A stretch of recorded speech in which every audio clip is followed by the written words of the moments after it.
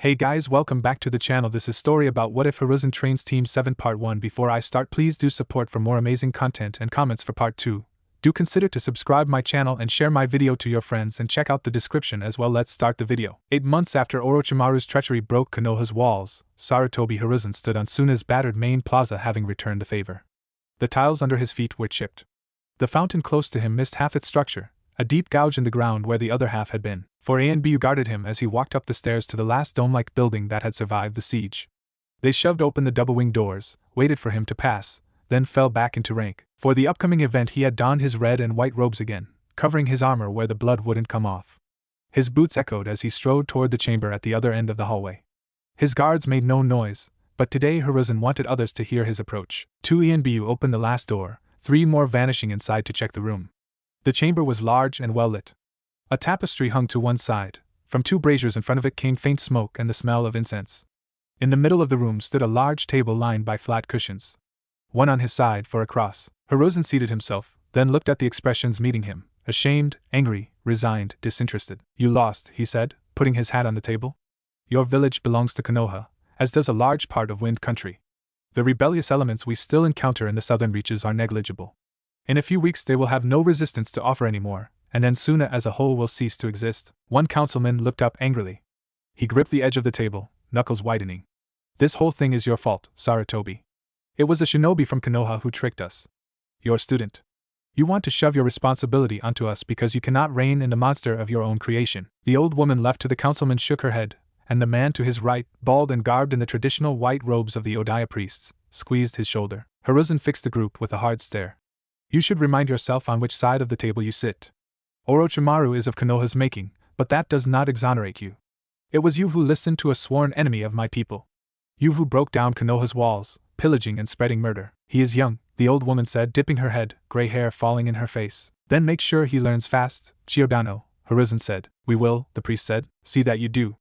Hiruzen leaned forward, pushing with both elbows against the table, mouth a thin line. "If you cooperate with my terms, Konoha will not absorb Suna. It is one of the Great Five, and I have no intention of rewriting history to such an extent. Betray Konoha's trust once more, however, and I will return." He locked eyes with them. "Should that happen, I will raze this village to the ground." The advisors remained calm now. Just one of them seemed unfazed. The disinterested expression the man next to Chio wore struck a memory of when Hiruzen had first taken the Sannin to Suna. Jiraiya had found a bottle back then, filled with a liquid he thought alcohol. Hours later Jiraiya and Tsunade had told him that it felt like being enveloped in cotton, safe, and that not even an emotion like fear could reach you. The man exploded in a whirl of motion, double-edged kunai racing for Hiruzen's throat. "Jonin." Hiruzen slapped the kunai out of the man's hand. He reached forward, planting his palm on the head of the man before driving him brow first into the table. The wood gave in, and the face broke through toward the floor with the sound of wood stabbing flesh. His ANBU, swords drawn and pointed at the council, extracted the dead Jonin, and one left the chamber with the corpse. Hiruzen settled down again and looked across the table. "I hope this was as much a surprise to you as it was to me," he said. The angry councilman blanched, but it was a paleness born of general fear. He flinched when Hiruzen glanced at him. "He has nothing to do with this. The rebels can still reach Suna, then." "It did, Sarutobi Dano," the councilman said, lowering his head. "We knew Heki was displeased, but not to this extent. I also apologize for my earlier outburst.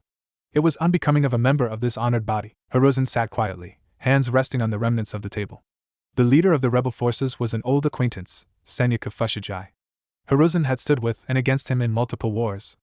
The man was capable, a strong fighter, an even smarter tactician. Any other man Kakashi would have fooled, but meeting Senyaku back when he'd been spying on Suna's war preparations was plain bad luck. No, Konoha's position was far from secure as long as that man still commanded shinobi. The title rebel didn't make people who had been soldiers once any weaker. He nodded at last, and the councilman raised his head, color returning to his face. Hiruzen reached into his robes, pulling out a scroll and putting it on the table next to the hole.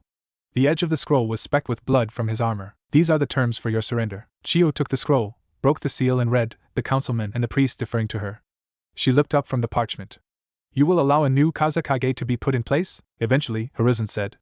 "For now Suna remains under Konoha's jurisdiction. Once the region has stabilized and the conditions are met, Suna may elect a new Kazekage, one that also has the approval of Konoha." The priest frowned. "That is a rather unusual practice." "I have no intentions of breaking the tradition our forefathers left us," Hiruzen said. 5 great villages, no more, no less. But I will not risk the election of another Kazekage to whom my village is an enemy. This has been neither the first, nor the second time Suna has betrayed our alliance. Glancing at the sun shining through the high windows, Hiruzen rose from the cushion, letting his gaze swivel through the room as the ANBU assembled around him. This was Suna's last strike, honorable counselors. There won't be another. The last months should have proven beyond any doubt that Konoha wasn't built on empty promises. Of course, Hokage Dano, Chio said. Hiruzen didn't envy her position. He left them with those words and, turning away from them, the door falling shut behind him, found himself back on the plaza a minute later. The sun was warm and pressing, and the air thick with the stench of a one war. A chunin wearing a bandana appeared next to him. You have news, Izumo? Hiruzen said. Yes, Hokage-sama. Izumo leaned in closer and whispered a few words. Listening, Hiruzen closed his eyes, feeling the years in his bones. When he opened them again, the sun seemed much brighter, much harsher than before. Faster, the students ran, and Naruto sat on a log watching them. They increased their pace, closing in on the wall, vaulting over it one after another, slowing down, deciding, then sliding through under the next obstacle. Naruto glanced at his stopwatch as they hauled themselves through an artificial swamp, building stairs at the end once they came on a wall too high to leap over. The course ended at the far side of the training ground behind Konoha's academy. The last part lay out of sight, but Naruto heard the dull sound of wooden kunai being deflected. Noise dying, the students came back into his field of vision, jogging along the beaten trail beside the course. 11 boys and 6 girls took up position in front of him. They assembled in 2 lines, cheeks red, knees shaking in their black slacks. Uniforms had become important for everyone save the few jonin who were known enough to be recognized on the battlefield. Naruto sported the same black, his green vest leaning against the trunk. Today was a hot day. He waited until the last boy had gathered his bearings. They wore miserable looks altogether. You know what comes next, he said. The students arranged themselves in a circle that left a 40-foot diameter between them. The last time they had protested was weeks past. They just looked resigned now. Naruto called 4 names. 3 boys and 1 girl stepped into the circle, eyeing each other. They were wary, the girl in a stance already, the boys following suit. They shifted their balance to scare each other, but the game was old. They had fought too often like this to be intimidated by the warm-up. Same rules, Naruto said. Taijutsu, no teams. He whistled and the 4 jumped forward, little whirlwinds of kicks and jabs. Fists were flying, most missing, some scoring a hit on accident. The girl stumbled into one of the boys and managed to ram her knee into his stomach. Naruto pulled the collapsing boy out of the ring, slapping the shoulder of a spectating student on the way back. You're next. Every 30 seconds he whistled, and, one more student entering the fight, he kept watching their footwork.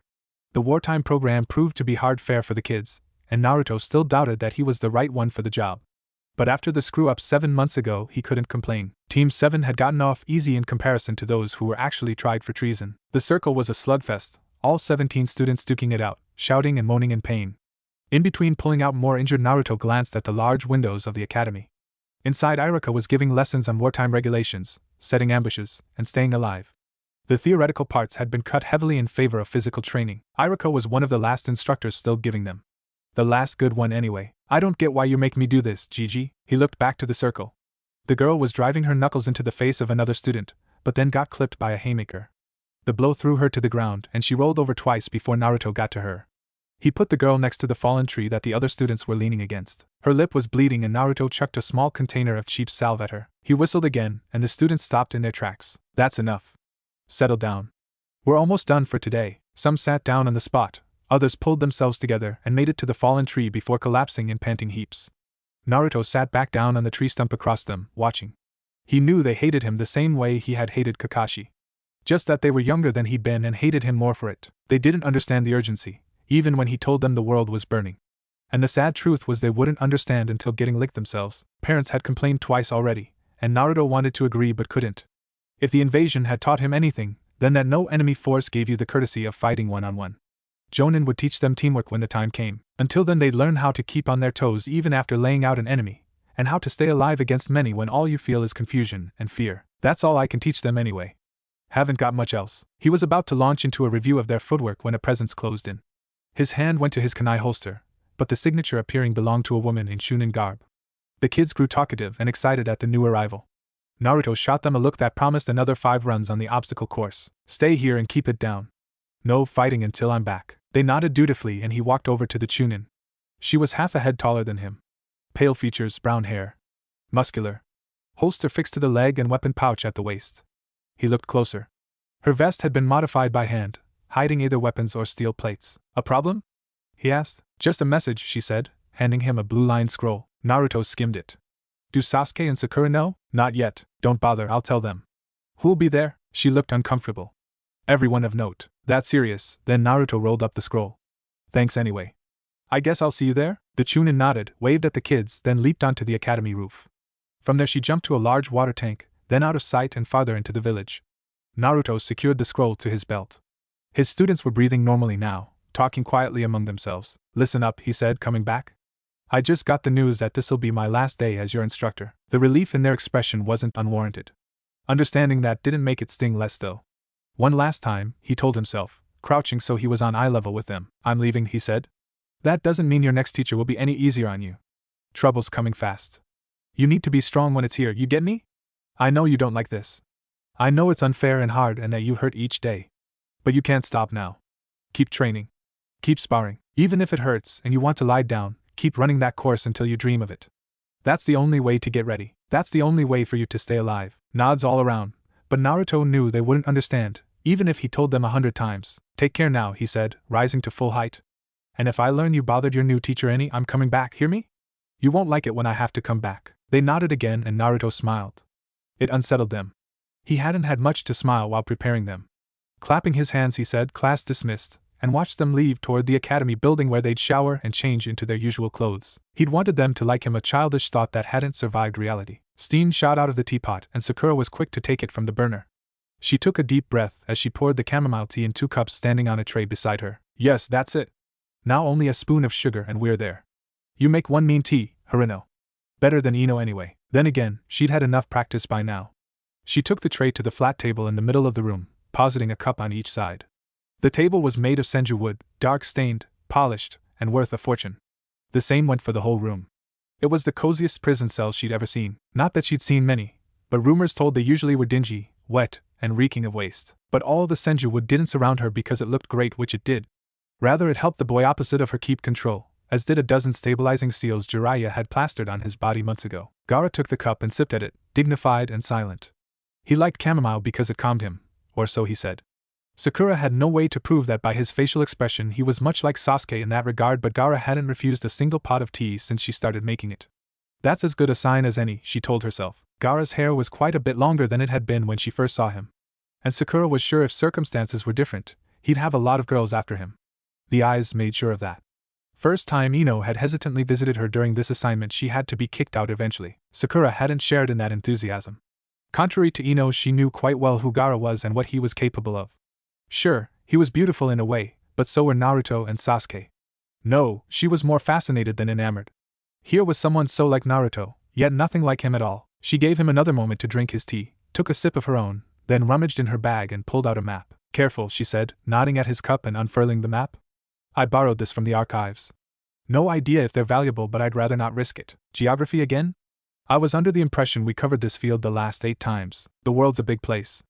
She politely refrained from laughing at the irritation that couldn't be seen but still went out from him in waves. This seems excessive, Sakura-san. She smiled. Learning always did.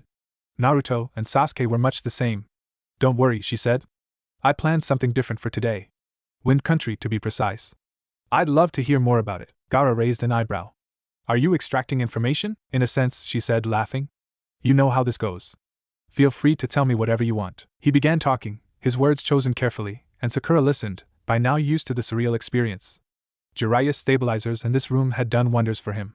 Months ago Gaara had for the first time a mind free of whispers and bloodlust. Surprising what miracles that worked for a person, really. Not that he blossomed or something quaint like that. But he had a voice that could calm you down and made you listen. When he got talking he wasn't half bad actually. You'd never know he's a Jinchuriki, Sakura thought listening. Just reserved, or a bit shy maybe. The voice would be a perfect fit for a good teacher, which made it quite sad that he had never received a formal education. She was a bit suspicious that the Hokage had immediately agreed to her remedying that issue. Back then the Hokage had barely given her enough time to finish presenting the idea before congratulating her, saying that education was the first step to a world beyond death. Well, at least she had something else to do than brewing tea since then. Boredom was good at times, but it was also bad, mostly when you had to spend the time with someone else who was probably equally bored. Gaara had, in any case, never said anything about liking her any more than the guards outside his room. But he was a private person, and she'd like to believe that he'd miss their shared lessons once she was called back to duty. He had just told her of the oasis of Ike and another city called Hajim at Wind Country's seaside. Then he stopped talking, drank his tea, and Sakura waited for him to continue. She knew of at least one other city in the area. The drug baron Asim, Kabuto the fake healer, and the prostitutes murdering bandits for white powder made it hard to forget the suspect that was Boki Toshi. She hummed questioningly when Gaara didn't continue. That is all I know, he said. You've only been to 2 cities besides Suna? 1. I just recounted what I remember hearing of Ike. Ouch. But that's what I'm here for. She leaned over the table, fingertips tracing circles around the places he had named. His eyes were following her finger over the map, to the dot that marked Boki Toshi. This place is pretty rotten, she explained. At least if you're there at night. From what I heard, they're trading a lot though, and they love their independence. There's been a few tries to make it more, let's say government-friendly, but that didn't really work all that well. Gaara leaned over the map as well, inspecting the dot and glancing at the symbols of marked resources nearby. Sakura had noticed this before.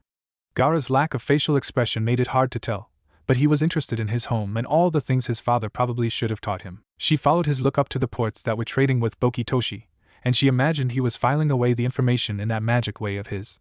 He had a terrifying memory. It had scared the bejesus out of her when he had first recited every single name from the history book they had read a day earlier. Did you learn that at your academy? Gaara asked. God, no. Kiba and Naruto would have bailed the second Irika-sensei wrote it on the board. No, I've actually visited it a while ago. He looked up, surprised. You've been to Wine Country? Once. There's a lot of sand. There was a minuscule twitch in his left eyebrow. Sakura counted that as a victory. It's a desert, Gaara said. And deserts have a lot of sand, she said quite seriously. But does it have to be all sand? Couldn't there be, I don't know, some animals besides scorpions and snakes? Or a few palms? I've seen my first palms in river country. They're beautiful, which makes it sound like I've lazed on the beach. Well, maybe I did. Naruto had to carry me, after all. There are plants in the desert, Gaara said. Sakura raised an eyebrow. I've seen none, but I guess you're the expert there. Been out to the desert often? Every day. And there really are plants? 2 large fields south of Suna. He pointed at an area on the map. Farther out there are more. What are they looking like? Green and purple. They're taller than people. Sakura was about to ask for the name when someone knocked at the door. Come in, she called out. Naruto entered the room, 3 containers with ramen in his hand.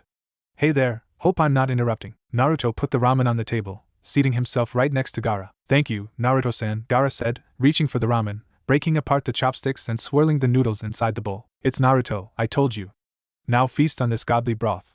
Can't let the deity be waiting. Jinchuriki, Sakura thought, shaking her head. I wonder if they have a special, ramen-friendly metabolism. Shrugging and accepting that she might never know, Sakura turned to her own noodles. Did something happen? She asked Naruto between bites. You should be teaching for another hour. Naruto, done already, pushed the container away and leaned back, sighing. Sorry to say, but this might be the last you see of us for a while, Gaara.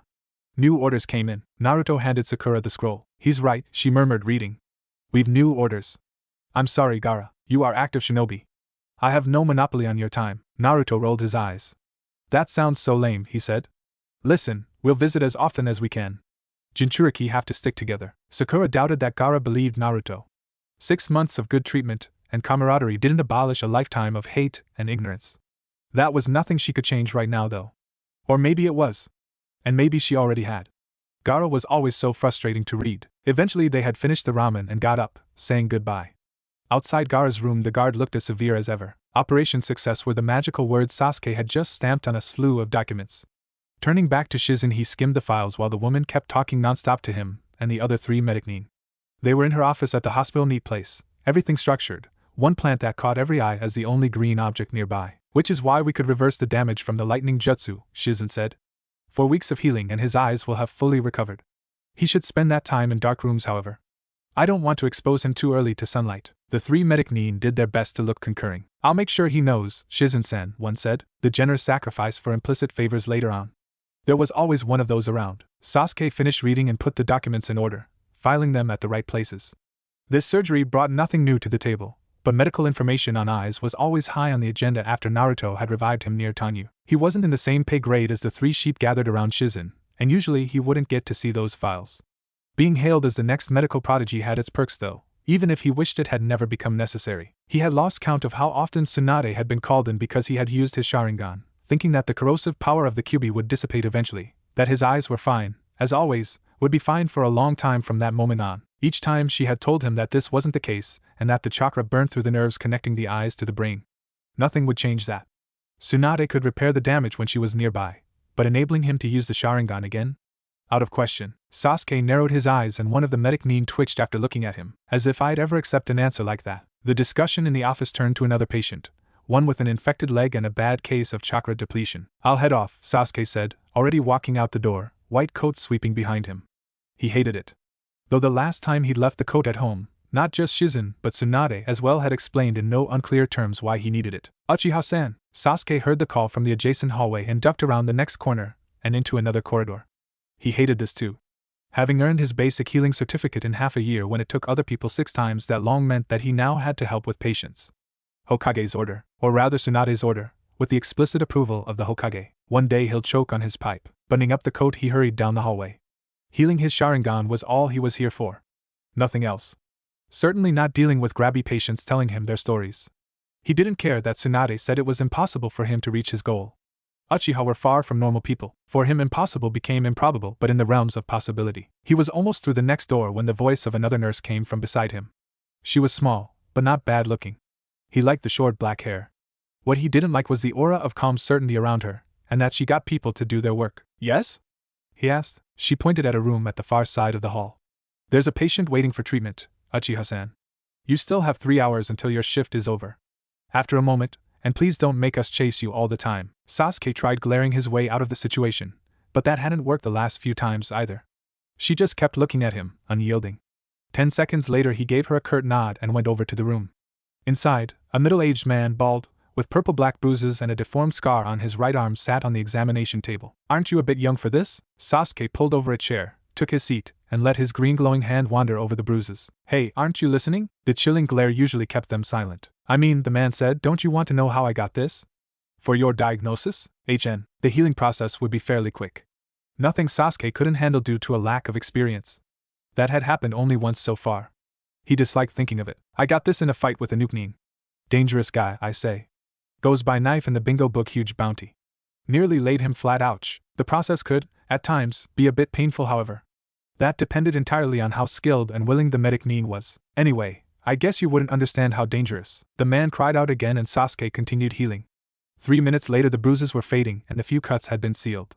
The man jumped up, shot Sasuke an angry look, and stormed out of the room. Smoothing the wrinkles out of his coat, Sasuke crossed his ankles, leaning back against the table. As long as no new patient came he'd be able to camp here. Lucky that the sign outside would still show the room to be in use. The door opened. Sasuke tensed. Then Naruto and Sakura filed into the room and he relaxed again. Still loving your job? Naruto said. Sasuke pulled a scalpel from the tablet on the table and threw it at Naruto's face. Sakura picked it out of the air before it was even halfway through the room. That wasn't for you, Sasuke said, frowning. We've more important things to worry about right now. Sakura slid the scalpel under the right sleeve of her black slacks. New orders. Tell me I'm done here, Sasuke said. Sakura grinned. You're done here. Sasuke got up, unsealing his vest. First good news of the day. I wouldn't be so sure, Naruto said. Sasuke patted the pockets of his vest. Everything was at the right place. Mission in time? Today, Naruto said. Assembly. You know the place. We've been there before at the Chunin exams. Sasuke flung the coat carelessly over the examination table. The nurses could pick it up later. He popped his shoulders and neck, then made for the door, Naruto and Sakura following. Glad to be out, Sasuke said. Can't say I'm looking forward to the meeting though. I hear you, Sakura said. Hard to imagine something good coming from this. Do we still have time? Naruto asked. They were walking down the hallways, ignoring 2 nurses calling after Sasuke, moving through the foyer. Outside, Sakura shadowed her face against the sun. It's supposed to be at late afternoon, early evening. I'd say an hour or so. Home it is, Sasuke said. Count on it, Naruto said. I'm hungry, Sakura shook her head. You just ate with Gaara. Still hungry. As his teammates continued to bicker, Sasuke followed them onto the streets of Konoha. Food sounded like a good plan. The sun was already simmering orange-red at the horizon when Team 7 arrived in front of their home in South Konoha, coincidentally only a few feet away from where they had killed Kimimaro. Their new-built house fit right in with the other buildings that had shot up after the rubble of the battle was cleared. It was a simple 1-story house bought with the funds from their mission to Wave and some extra money courtesy of the Uchiha treasury, and with enough room for 4 people and a small backyard. Only 3 of the available 4 rooms were in use though, and that more than anything saddened Sakura. From time to time she'd go in and water the 2 plants they had placed there as decoration, always also seeing the bed that hadn't been used since it was bought, a shelf empty of everything that made it seem like someone was living there. Chasing those thoughts away, Sakura went up the steps leading to the door. The room would be used eventually. She had no doubt of that. Sakura turned the key and ushered her teammates inside, Naruto immediately setting out for the pantries and rummaging for more ramen. Don't take too long, Sakura called after him, laughing. One day he'd eat himself to death. He'd die with a smile though. That's sure. A big, goofy smile and noodles hanging from his lips. Just have to find them, Naruto called back. Sasuke, efficient as always, already had the burner heating and the water boiling. He was far from a fan, but in this house you didn't go far without liking noodles and knowing the procedure of making them fast. Smiling, Sakura shrugged out of her vest, letting it fall carelessly to the ground, moving over to a large closet at the other end of the living room. She opened the closet and pushed her chakra into the seal Naruto had carved into the back, watching 2 stacks of scrolls pop into existence. What do you think we'll need? Sakura asked loudly so they could hear her in the kitchen. 3 months, Sasuke called back. Sakura nodded to herself. 3 months sounded good. She selected 3 scrolls from the left stack containing shuriken, kunai, more seals, and different weaponry. Then she did the same with the right. Those scrolls were for medical salves, bandages, and simple food rations. She had invented this system months ago, because if their rescue mission had driven one point home, it was that preparation paid off and not having what you needed sucked. Should they ever want to do stupid things again, at least they'd be prepared now. Moving back to the kitchen, the smell of spicy noodle broth heavy in the air, she lined up the scrolls on the kitchen table and settled down while Naruto played at being a professional ramen sommelier. How's Kakashi-sensei today? She asked Sasuke, who was staring at the large Uchiha fan she had painted on the wall across the table 3 months back. Hers and Naruto's symbols were in the living room. The wall in the bathroom was still free. Same old, Sasuke said. The poison's not easy to get rid of. How long until he wakes up? She asked. It's been so long already. Until Tsunade decides that he's healthy enough and the coma isn't necessary anymore. She's frustrated, as am I. Sakura glared at the table. I'll gut that snake bastard when I see him next. Take a number, Naruto said, sitting down eating his food. But seriously, I'll lose my appetite if you keep talking about Orochimaru. Remember, house rules apply to you too, Sakura. You've already filled your 1 revenge talk per week quota when you complained about Ino yesterday. True enough, she said, sighing and lowering her head on her arms. Sasuke still got his, doesn't he? Surprisingly enough, Naruto said. Technically he saved up 2 weeks. Erg. Sakura buried her head farther into her arms. When she looked up again, Sasuke was smirking at her. It was the kind of expression that made her want to grin and punch him at the same time. She stayed in her position, even as she sensed Sasuke leaving the table and then coming back a moment later. Naruto too went up and came back again. She didn't care though. The crook of her arm was comfortable.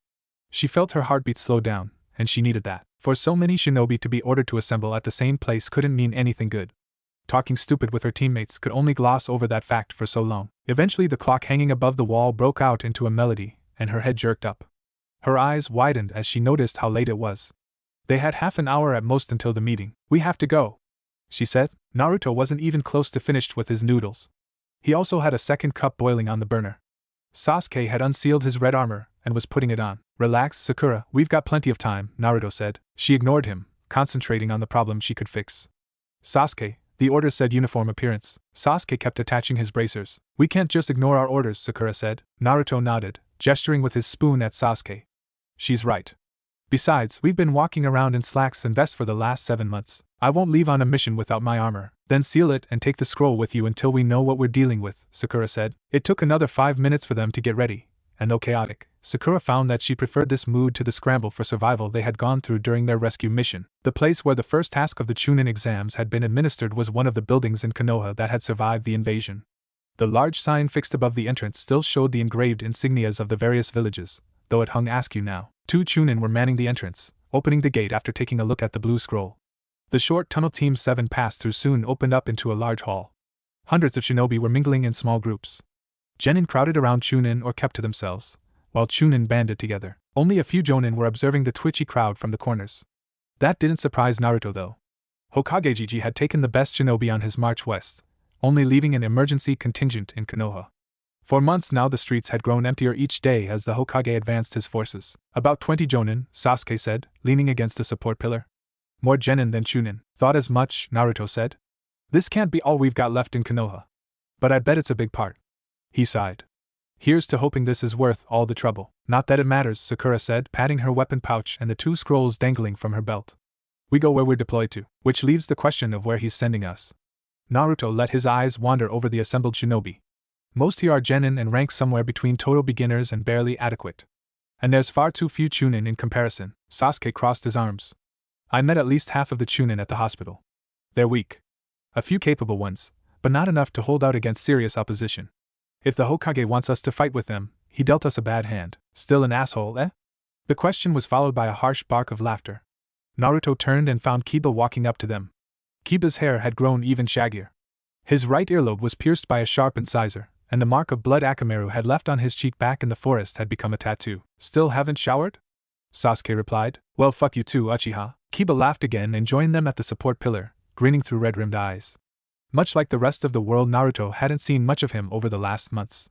From what Naruto had learned talking to Hinata, Kiba had taken to grieving for Akamaru in solitude. He would train on his own during the day, and once the Inuzuka dogs greeted the moon, he went to the place where they had burned Akamaru.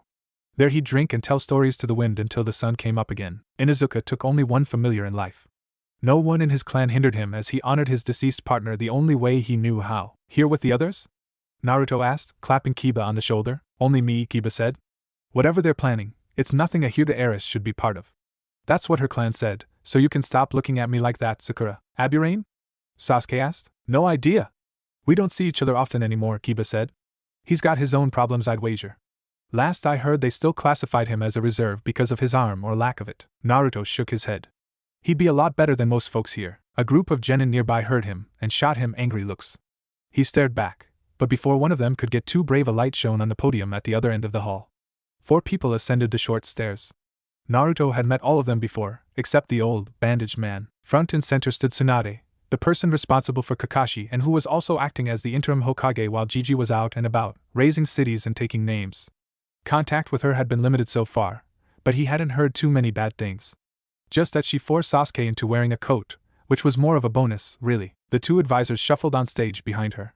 Naruto hadn't talked much with the man, but the old crone had given them their promotion back then.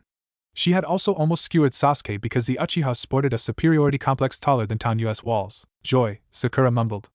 With our luck we'll be led by those 2 corpses. Sure, Naruto poked her side. I'm sure they're capable. Remember what she did to Sasuke? I won't forget that anytime soon. Once I have my eyes under control again you will, Sasuke said. He didn't sound too amused. From the stage came a boom, interrupting them. Tsunade had sunken her heel into the wooden dais, and was now pulling it out slowly. Even that far-away Naruto could see her eyes blazing with anger. He stiffened up, as did his teammates, and most other shinobi in the hall. They took an attentive position as Tsunade began talking, just like Kakashi had drilled it into them. 8 hours ago the territory around Takigakyo was attacked by a force numbering in the thousands. At the same time Kusa, a long-standing ally, opened its borders for another army to fling itself against Fire Country. For now the attack was successfully repelled by Jiraiya of the Sannin, who kept the invading forces at bay at the Hinkua River. The silence following her statement blanketed the whole hall. Naruto chanced a glance at Sakura and saw that she had paled, her hands slightly shaking. The news had been expected. Not the particulars, of course. But that war stood written in the future history of the elemental nations had seemed inevitable for the longest time now. Naruto tried to calm himself, but even having known that this would happen eventually he didn't manage. His heart still beat faster, and he felt his palms grow sweaty. Most of you will have guessed already who challenged us so openly, Tsunade said. Inoki the fence-sitter has decided to take a stance, and behind him stands all of Earth Country. From this day onward we are, once more, officially at war with IWA. Before the hall could explode in a cacophony of voices, Tsunade continued calmer now, arms crossed behind her back. This does not mean that you will be deployed toward the border. There has always been a possibility that IWA would seize this opportunity. The Hokage and his council, Tsunade gestured at the 3 people behind her, have put plans in motion should Inoki's nature reveal itself. Effective immediately, Hokage-sama and his troops will march to defend our borders and support our allies in Takigakyo. In the meanwhile, however, all of you will be deployed to Suna under the command of Counselor Danzo. There you will quell the last dissenters that still resist Konoha's terms. Danzo stepped forward, breaking the momentary silence each time his cane met the wooden floor. Coming up next to Tsunade, he let his gaze wander over the crowd before him. Naruto found he took his sweet time looking at them. When the silence started to become uncomfortable, Danzo spoke at last. The tree can grow everywhere, he said.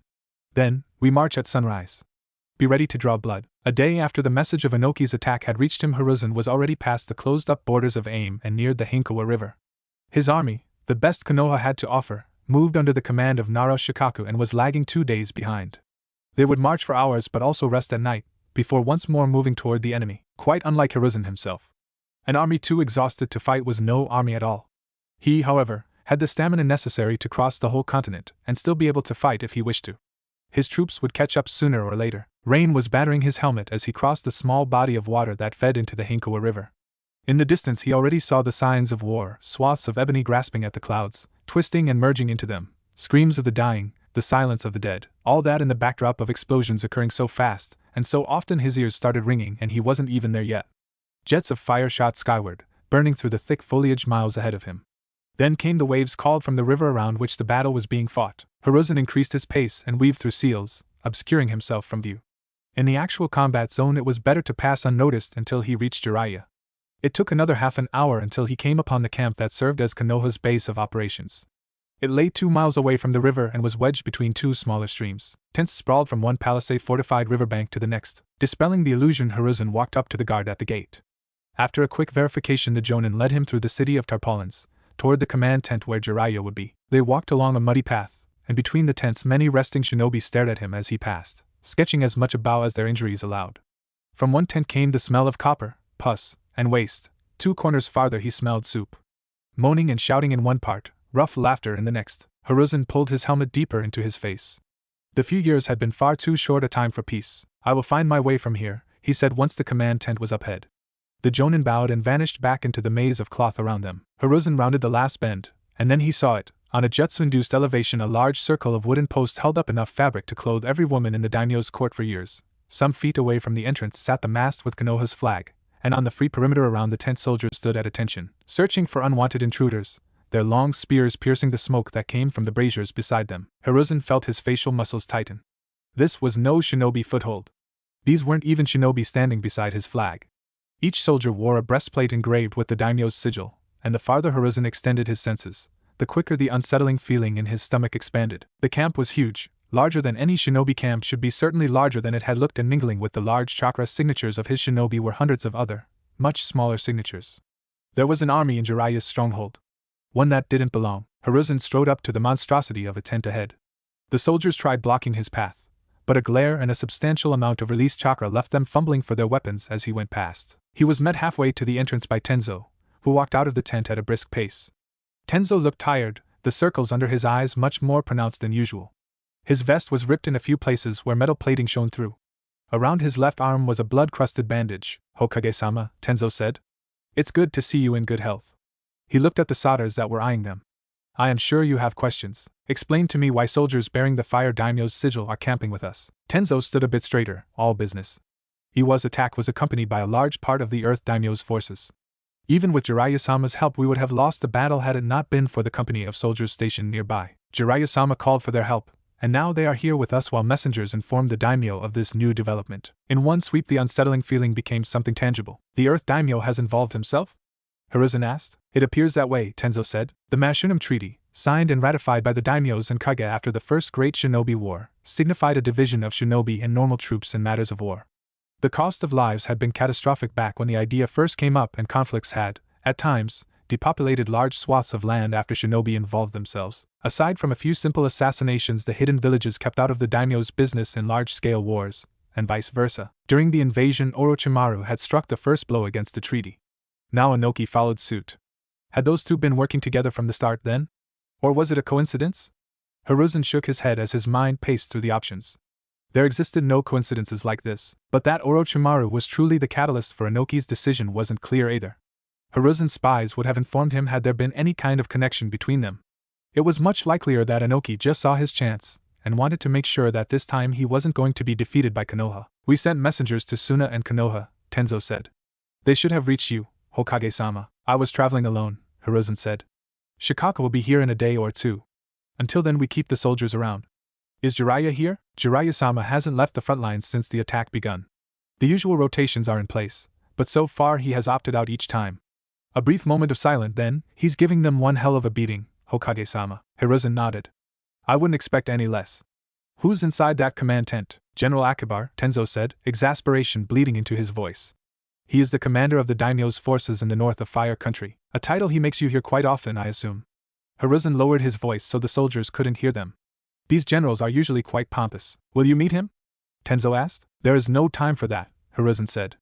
"I need to speak with Jiraiya. From now until Shikaka arrives you will be in command." "What about Jiraiya-sama? His services are needed elsewhere." Tenzo accepted the order without further questioning. He bowed and Hiruzen left the camp. From the outer gate of the camp Hiruzen set out toward the Hinkawa River. Too much time had been lost accomplishing nothing so far, and the reason he needed Jiraiya in the first place was a time-sensitive issue. Increasing his pace he hurtled past the trees. Now that he closed in on the actual front lines the magnitude of Iwa's attack became more apparent. The sounds of clashing metal vibrated in the air. Technique after technique, ripples of chakra reached his senses. Hiruzen continued at full speed. Wounded soldiers passed by, soldiers to whom he would look like nothing but a gray and white blur. With leap he cleared the tree line and landed in a crouch. Corpses were strewn all along the riverbank. Some floated in the water, others found themselves in a state of in-between, the currents snatching at them while shrubbery and branches kept them back. On the river and the shore, shinobi and soldiers from both sides clashed in a mess of blood and violence. For a moment Hiruzen's breath hitched. The second passed and the brief nostalgia washed off him. Jiraiya wasn't there, and the Konoha shinobi were being forced away from the riverbank and into the forest. Until Shikaku arrived, Iwa's numerical advantage would make holding this position difficult. Hiruzen wished to help his men, but finding Jiraiya came first. He sighed and moved on. This was but one side of a battlefield spanning miles, after all. He sped from site to site, shooting random techniques into the enemy rows as he passed. This was all the help he could give right now, and at the seventh larger battle place miles away from the camp and dominated by IWA he found his student. Jiraiya was squatting amidst foes, raging against the tides of incoming shinobi and soldiers. His elongated hair became a trap for everyone close by. Scattered around him were 3 wounded battle toads following his example, and behind him flames were licking at the surface of an enormous swamp. There was no Konoha besides Jiraiya left, though this area of the river was lost. Hiruzen glared at the masses of IWA nin surrounding Jiraiya. For now they could have this victory. Inoki could feast on the knowledge that his troops took territory directly from under the feet of a sand nin, but once Shikaku arrived the tides would turn. It would become a long and cruel slog, but Konoha wouldn't be the one to perish in this crucible. His doubts resolved, he sent a pulse of chakra through the ground. He leaped, throwing every kunai in his holster at the IWA nin around Jiraiya, and began weaving through hand seals. Attuned to Hiruzen's chakra, Jiraiya reacted. He threw himself to the ground, covering his back with a thick coat of hair. The kunai multiplied and tore through the air above him. Most IWA nin managed to dodge in time, but by then Hiruzen was already beside Jiraiya, leaving with him before anyone had a chance to react. The shunshin took both of them away from the battle, to a large branch. Jiraiya's hair shortened to its normal length. "Not that I'm not glad to see you," Jiraiya said, face red, breath going heavy, "but I had things under control. You were the last one." Jiraiya seemed surprised by that. "I was?" He popped his neck. "Well, as I said, I had it under control. No sweat, old man. Now let's get back down there and kick them back to IWA. You did good, Jiraiya. You're making me blush, but I need you elsewhere." Jiraiya blinked. Then his face hardened. "Have you seen what's happening, old man? They're overrunning us. If I leave now, they'll be in Konoha in a few days tops. They will drive us back only momentarily," Hiruzen said. "You should know by now that the tree will never be uprooted. Not when we don't allow it to." Jiraiya snorted in disdain. "That's some pretty talk, sensei. But let's stay with your image there. This is one earthquake we won't survive if you take away the biggest root keeping the tree in place. Shikaku is coming. They will have to hold out for that long." "Well," Jiraiya said, "why can't we hold out with them then? I've seen dozens of our shinobi die in the last hours. If we go now, there might not be anything left for Shikaku to find." "That's no good, sensei. And that's the problem, isn't it, Jiraiya? Too much death that came far too soon. But I've no time to argue with you now. Your mission is more important than this front line. You'll accompany me to our new destination, Jiraiya." "That's an order." Jiraiya's eyes widened. Then he angrily wiped the blood off his face. "As you wish, Hokage-sama." Hiruzen nodded curtly and began moving northeast. It had been more than 30 years since he last issued a direct command to his student. Usually they understood each other, one offering hints, the other acting on them. Not today, it seemed. "Have faith in Konoha, Jiraiya. She has yet to fail us." As the sand particles stopped obscuring the horizon and laid bare the first sign of Suna, Sakura's heart jumped. Then the dune she was walking on curved downward, and the view ahead vanished again behind a mountain of ochre. Clad in the same green and black uniform as every other shinobi around her, she couldn't be more than a grain of sand in the army. Danzo led to the heart of Wind Country. She wasn't sure if she liked it, but the thought of so many shinobi behind her was comforting in a sense. 7 months ago she'd have liked to have all of them with her. Beside her, Naruto filled Sasuke's flask with the water jutsu. Sasuke thanked him with a clipped nod, then guzzled the water down. Heat pressed on them from above. They were in the upper end of the army. "Is it that much harder?" Sakura asked Naruto. He was frowning at the half-filled flask in Sasuke's hand. "It's definitely not easier," Naruto said. "I understand that I need more chakra in a place like this, but it's also control. Or something else I'm not getting." He craned his neck to glare at the sun. "River country was easier. I didn't have to deal with this then." "You had mosquitoes there," Sasuke said. "Desert's way worse," Naruto said. "I can kill the little buggers." He swiped at an imaginary mosquito. "But I dare you to try and kill all this sand." To make his point, he stamped on the ground, sending up a spray of dust. "Sand isn't alive," Sasuke said. "Of course you can't kill it." "Exactly my point, thanks for making it." There was a short lull of silence as the long worm that was Konoha's army winded farther along the dunes towards Suna. For a moment Sakura wondered whether Sasuke would leave it at that, Then she saw him crouch down and pick up a handful of sand. She didn't know what he planned to do with it as he presented it to Naruto in his cupped palms, but she knew whatever it was, he was staying true to himself. Naruto narrowed his eyes. You brought me more sand. Either you want me to hate you, or you think I'm some kind of desert god and this is supposed to be an offering, which is still insulting because it's fucking sand. Sakura bit her lip to keep from laughing, thankful though for Sasuke's attempt to cheer up Naruto. She remembered the first and last time she'd seen Naruto completely pissed. They'd all been frightfully drunk, and he had told them how he still wanted to become the Hokage, how control was the most important part to him, not control of others, but of himself. And if the hat provided him with an illusion that made him believe he was in control, then he'd hold out against his burden. It's always been about belief in himself. At least he could still do some things with water. Not much, but having it rendered completely ineffectual would have been far worse. Immense heat washed over Sakura. She found the source in Sasuke's palms. Chunin nearby were turning their heads and Sakura positioned herself so that they didn't have a good view on him. Heat wasn't well liked around here, certainly not among shinobi who had been marching for some time now. Turning back, she flinched as the waves of heat slammed into her face. Inside Sasuke's palms, flames were swallowing up all the sand. They licked at his fingers, threatening to break out. He was keeping them contained though, the orange red of the fire changing to a violet white. It began turning blue, heat rising even higher, and Sasuke was staring into the flames with a sort of manic concentration. Sakura kicked his shin. Sasuke's head jerked up, the fire dying out. What the hell? She whispered. It was the most eloquent she could be while also smiling at the suspicious shinobi looking their way. You're such an attention whore, Naruto told him, not bothering to keep his voice low. Unbelievable. It wasn't for attention, Sasuke said. Did it work at least? Sakura asked. Work? Naruto slowed his walk. What worked? There was the barest hint of a twitch at the Sasuke's lips. It spoke of restrained mirth, a fair bit of superiority, and also immeasurable quantities of condescension not aiming to hurt. Sasuke opened his palms, showing them to Naruto. The sand was gone. In its place lay a misshapen ball of glass. An offering to the desert god, Sasuke said, putting the piece of glass in Naruto's hand, then increasing his pace again. May your reign be long and prosperous, Sakura added. You have far too much time on your hands, Naruto said. Sakura clapped Naruto's shoulder as she went past him, catching up to Sasuke. Looks like Sasuke can kill sand. She couldn't see his face, but she could imagine it. That's not fair, Naruto said, coming up beside her. He cheated. You can't kill sand, those were his own damn words, Sasuke grunted. Get over it. They had passed many of the other groups around them, and were walking among the vanguard. Counselor Danzo wasn't far away. If Sakura strained her eyes, she could see him leading the procession.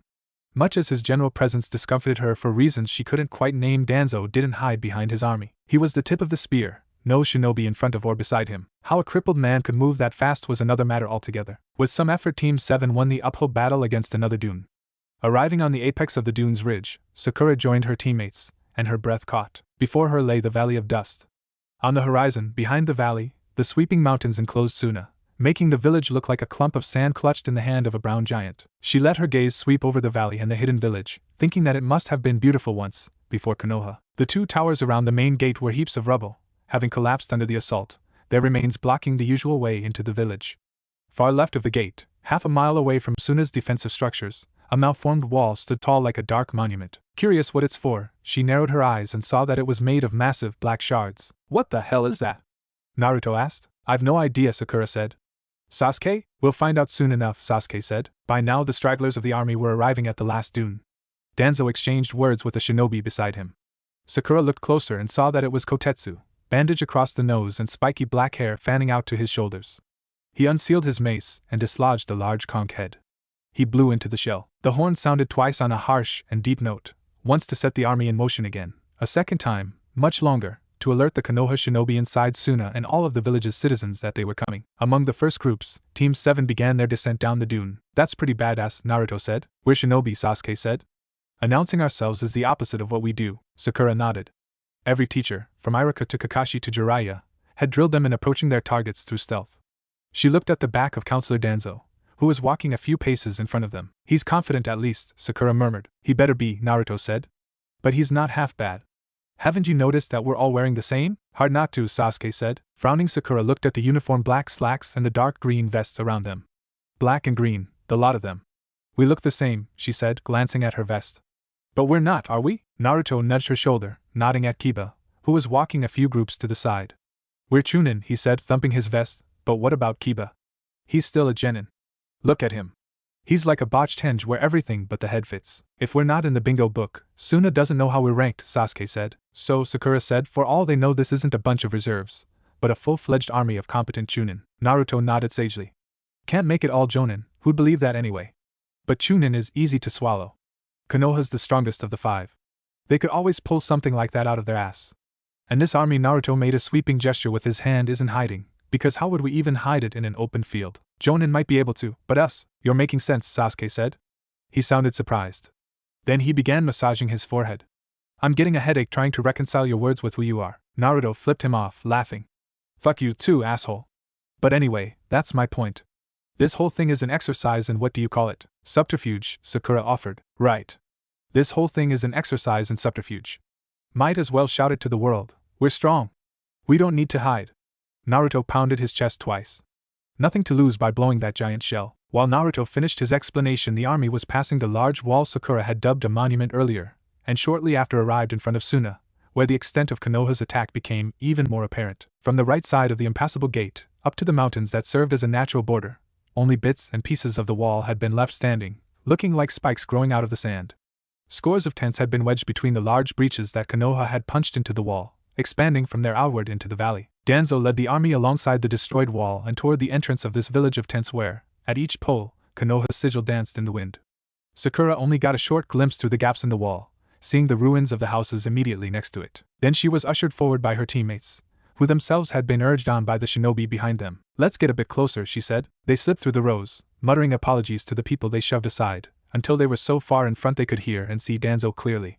As the counselor neared the village, a stream of shinobi 50, 60 at most left it, and took formation in an orderly fashion. Sakura recognized a few of them as experienced Chunin she had seen in Konoha, but also saw a substantial amount of Jonin vests. One Jonin stepped out of the formation to meet Danzo.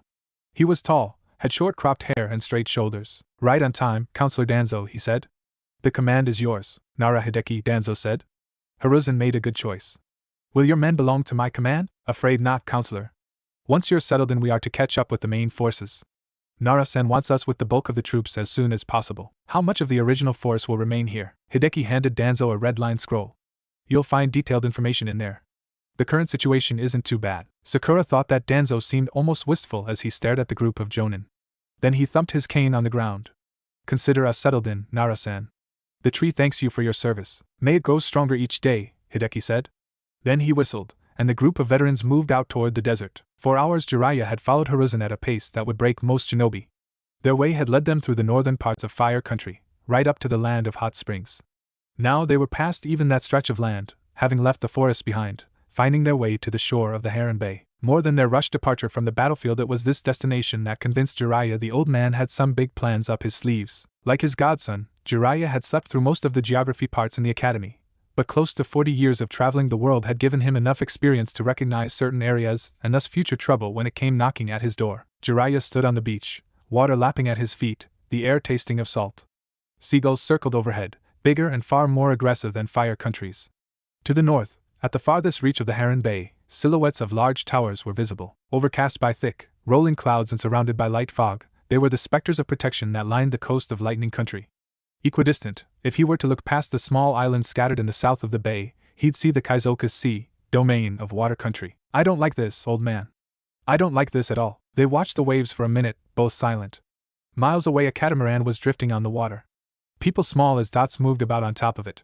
They were a patrol to keep bandits from fixing the cliffs with oil lamps and luring traders to their death once the fog grew thicker again. He'd very much like to be on that ship now. The islands farther down had incredible sake and even better women. Tell me what you want from me, Jiraiya said, watching the catamaran grow smaller as it turned away. Can't you guess? Jiraiya broke his gaze away from the patrol. I want to hear it from you. No one but the Hokage can give me this order. If you think I'll do this on a guess, well, think again. If that is your wish, Hiruzen said. Infiltrate them and make sure they are looking at each other more than at us. They do that already, Jiraiya said. Their relationship is almost as strained as ours with IWA. And we're at war with IWA. Don't make me do it, old man, Jiraiya thought. He felt a tendril of anxiety wind through his body, because for all his idealism he knew he wouldn't deny his Hokage. That when the chips were down he'd stand with Konoha, despite all his misgivings. Please, not again. There must be another way. Is it really? Hiruzen said. Or is it a ruse and both are waiting to swallow us whole when we're at our weakest? I don't know which of those options is the truth, Jiraiya. But I know that should even one of them decide to get involved in this war and fighting on a side not ours, we will lose. It's just a hypothetical, Jiraiya said. You're getting too paranoid. He tried to smile but couldn't. It was a falsehood and both knew it. The last war had demanded for a similar mission, and Jiraiya had advanced the same argument back then. But the old man hadn't been too paranoid. The threat had been quite real. Jiraiya continued, Are you sure about this? Only 2 of the Great 5 are at war right now. Suna's already broken. If I do this, chances are the other 2 will get involved. They haven't even done anything yet. Can you stomach that? It's not a matter of being sure, Jiraiya. Hiruzen's face was lined with age. He looked at the sea, hands crossed behind his back. There is nothing I am not willing to stomach for the village. If that is what you're asking, wouldn't a few incidents be enough? Just adding a bit of tension so they keep suspecting each other. They already are suspicious of each other. The only way to make sure they keep away from us while we're fighting IWA is to make sure that they have to fight their own wars. So that's my order? That is your order. Brokering war then, Jiraiya said darkly. For how long? Hiruzen turned to Jiraiya, wearing a look Jiraiya had learned to hate. Somber yet pitying. At the same time wishing to do better by his student, but also staying hard and unyielding no matter the argument. The face of a Hokage that only showed itself during wartime. Each time, when peace had come, Jiraiya would forget about it, because the old man made it so easy to forget. Until the next war came rolling around, that was. They must not reconcile before we are victorious, Hiruzen said. You're talking years. What about my network? What about them? They're coming, and soon. You've talked with Itachi, damn it. Do you honestly think they'll sit still with all this going on? Don't you think I know that? Hiruzen said. Do you think I want you on this mission? If someone else could do it, we wouldn't be having this conversation. But there is only you, Jiraiya. I have no other shinobi with the abilities to fool not 1 but 2 nations at once. I wish it weren't so, but I can't change reality. Jiraiya listened, but there was an odd buzz in his head. He knew he'd do it. He knew it and felt revulsion. It didn't matter how frustrated the old man sounded. He'd do it, but actions like this were exactly the reason why he'd left Konoha to wander the world. Being the old man's student had long since become a burden. Mechanically he unsealed an empty scroll and scribbled quick notes onto it. Here, he said, throwing Hiruzen the scroll. Give this to Inoichi. He'll know what to do. Hiruzen caught the scroll. I'm sorry, Jiraiya. Jiraiya popped his neck and turned to walk away. No sweat. It's what I'm here for, right? Pity that Orochimaru's isn't with us anymore. This be the perfect mission for him. He's always been good at creating chaos. Jiraiya. Once more, Jiraiya told himself, insides clenching. Once more, and maybe this would be the last time. See you later, old man. Make sure my godson stays safe. The beaker hit the crate with a dull noise. When a tan hand lifted the beaker, Naruto's focus sharpened. Then the dice became visible in the sunlight, the spell broke, and he groaned. 3 shinobi around him did the same. 2 6s, a 12 pay up, suckers. The woman sitting on the upturned barrel opposite of Naruto slapped the crate with her palm. 3 towers of stacked coins collapsed in the middle. Shooting the round a triumphant look, she leaned forward to collect her reward, and Naruto's eyes were drawn to something else entirely. She was a pretty lady. Tan skin, green eyes, short black hair. She made losing somewhat bearable. Someday I'll find out how you're doing this, Naruto said. The Chunin right next to him took a swig from his flask and threw an arm around Naruto's shoulder. They all stunk of sweat, some more than others. He stunk of booze too, though. Give it up, the man said. She's got the devil on her side. I wouldn't say devil, the woman said, grinning. You're just not good enough. You'll lose eventually. We'll see. Then the shinobi began calling out their numbers again, stacking new coins in the middle. Uzumaki, the woman said. Stop sleeping. What's your number? I'm out for today, Naruto said, standing up. He played enough for one day. Cards weren't the problem, but dice brought him no luck. They never fell the way he wanted them to, and Team 7's patrol would start soon anyway. Scared? The woman said. Well, can't fault you for that. It's the sensible decision. If I were you, I'd run too. She waved her hand airily. You just can't stand against the goddess of dice. Please, Naruto said, one win doesn't make you a god. It makes me better than you, though. Laughing, Naruto walked out of the circle around the crate. Going by, he picked up some sand and sprinkled it over her hair. Uzumaki. He was already around the corner and near the smith's tent when the laughter of the men grew quieter and began mixing with the sound of hammers hitting anvils, barking dogs, and the chatter an army this size produced. 8 weeks and counting they had been stationed in and around Suna now, while Danzo tried to get an overview of the situation and planned out his moves. That's the word going around campfires, at least. The bulk of the troops wouldn't set out anytime soon, not until the resistance's position had been identified, and Senyaku, the man that had led Suna during the invasion, proved to be quite an obstacle, even after the village's unconditional surrender. The 2 months had gone by in a languid fashion. The workload was light, and as long as Danzo didn't emerge from his endless meetings with other leading officials, nothing save an attack would change that. Things were good though. Not perfect, but they never were. Most of the shinobi here were genin, and many of them had fought right beside Team 7 during the invasion, or had heard of them at least. He loved his team, but it was refreshing to know that they weren't the only people in the camp that liked him. Reaching a green tent, the fabric rolled up on one side. Naruto found Sasuke sitting on a three-legged stool, lazily checking off something on a chart. Sasuke noticed him and said, "Give me a second," before turning to the man on the cot beside him, hands green. "You've no health problems," Sasuke said after a while. "Find someone else to bother." "Listen, you little shit," the man seized Sasuke's white coat. "I'll tell your damn supervisor if you don't treat me right now. I'm sick. Don't believe me? Well, watch out. This'll be your last time here." Sasuke slapped the hands from his coat and glared back. "Get out." The man rose with a groan and some fake effort. Naruto suppressed his laughter when Sasuke rolled his eyes. He looked annoyed enough to help the guy leave with a kick to the head. 5 seconds of more grumbling, then the man was gone. "Can he do that?" Naruto said. "Telling our supervisor." Sasuke shrugged. "Probably. He's not going to. It's been his 3rd time here." "He came back after 2 failures?" Sasuke slid out of his coat and took his vest from the rack at the far side of the tent. "I gave him a sick note the last 2 times. Couldn't be bothered to deal with him?" Naruto laughed. "Then why the fuss now? He's even more of a moron than you. If he calls in sick that often, he's making people suspicious. I'll let that comment slide in favor of laughing at you for getting roped into this in the first place. I still owe Sakura for that. She just gave a fair assessment of our abilities. I'm the only one saddled with more work." Sasuke checked off a box on a chart hammered to a post, then they left the tent. "Maybe you'll get lucky and the guy reports you," Naruto said. Sasuke arched an eyebrow. "Lucky? If you're doing a shit job, they might kick you out. You wouldn't have to keep healing idiots. If only. All they do is lecture me and strike off some pay." They made their way through the camp, passing by a crowd of shinobi standing around a dugout pit, 2 scorpions circling each other inside. Naruto was about to put a few coins on the red-striped scorpion, but Sasuke pulled him away. The coins ended up in the hand of a shinobi selling sticks of roasted mice. The crust was oily and chewy, and the meat tasted like snake. Not too bad, all things considered. They made it out of the camp's inner circle, moving past thinning rows of tents. Until, at the outmost edge of the camp, they closed in on a gray patchwork tent fastened to a dead tree. Sewing their 3 separate tents together, Sakura had put her special kunoichi classes to good use at last. Then she had chased them through the tent for mentioning it. Pushing the flap aside, Naruto poked his head inside and found Sakura asleep on her bedroll. "You think she found something?" he said quietly, crouching next to her.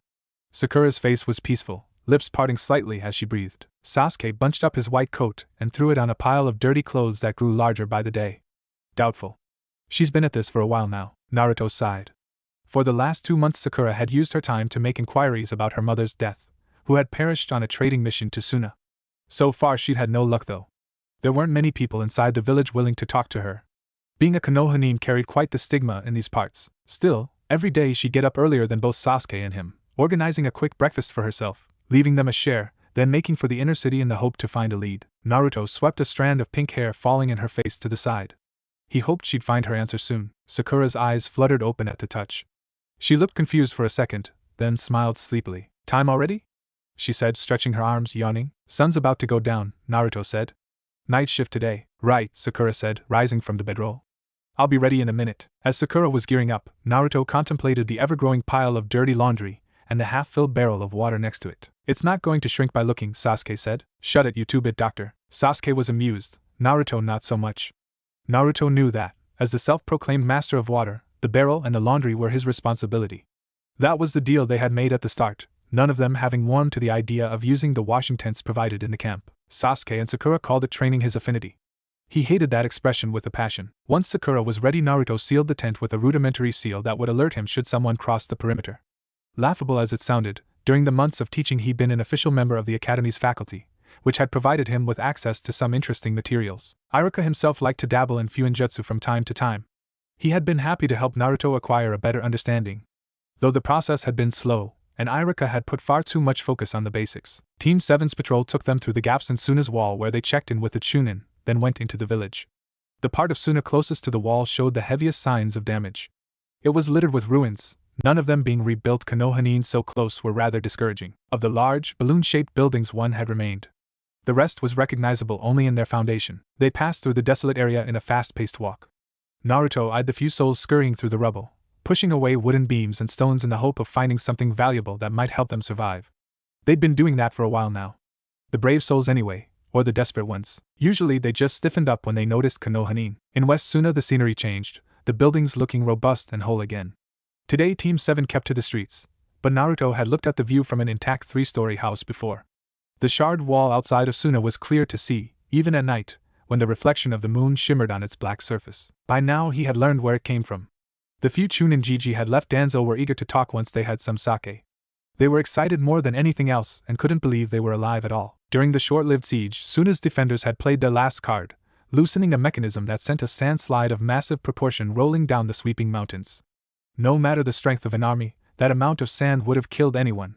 Panic was abound, or so the story went, and then the Hokage arrived. The result now towered over Suna, black, shard-like where the sand had broken through, and smooth to the touch. Even if it weren't for the physical proof, Naruto would have believed the story. From personal experience he knew that Gigi had his own brand of appearing exactly when he was needed. Team 7 went on in silence, each of them chasing after their own thoughts. This part of Suna was prettier, but Naruto disliked patrolling it. Citizens vacated the street when they came close, bringing as much distance between themselves and Team 7 as they could. Some were looking out the windows, pushing the shutters aside to shoot them a disdainful glare, scurrying away afterward, anxious to have been noticed. The sun was almost gone now, the sky a shade of violet. A group of children ran through the street ahead, chasing each other with wooden kunai. One of the boys hollered a war cry, storming at a girl, throwing his toy shuriken. She awkwardly deflected them under the appreciative noise of her friends. Naruto couldn't help correcting her form in his mind when the last shuriken made it through her defense, bumped off her shoulder, and dropped to the road. The girl turned and moved to pick it up, hazel eyes falling on Team 7. She froze, muttered a sharp word in a thick Suna accent, and the other children grew rigid beside her, eyes fixing on Team 7 as well. Naruto smiled as he walked by, hoping to ease them as the girl reached for the toy. Once she had it in her hand, though, the whole group shot off in a sprint, as if a hidden signal had been given, losing themselves in the city. He stared after them. Beside him, Sasuke and Sakura said nothing. The patrol went on. A few blocks down the city and toward the market district, Sakura slowed and eyed the stores around them, most boarded up.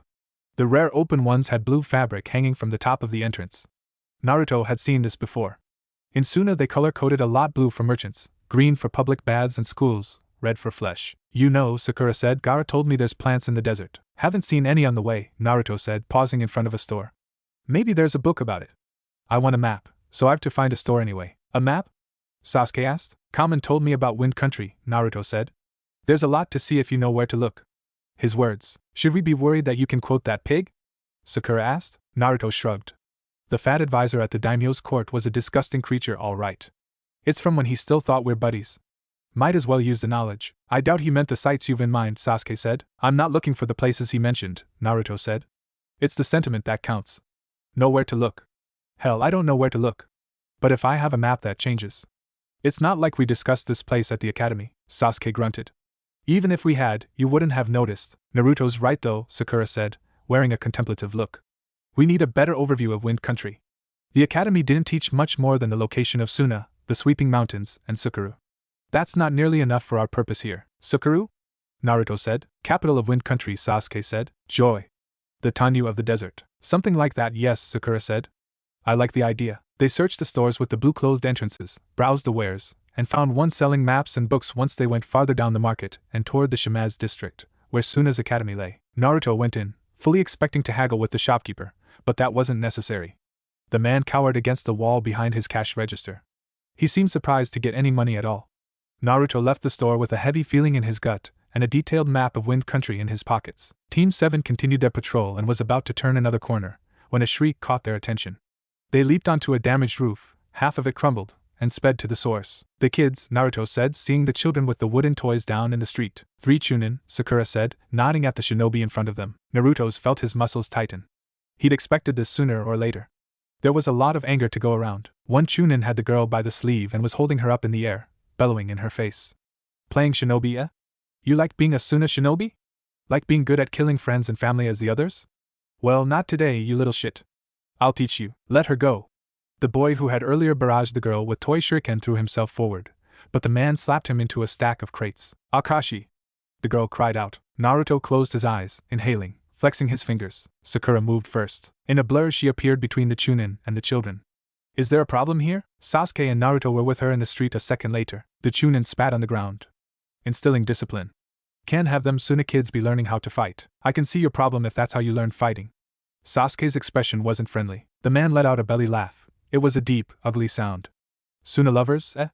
There's a fair bit of you running around here. Stop it, Naruto said. Then the man kicked at the girl on the ground.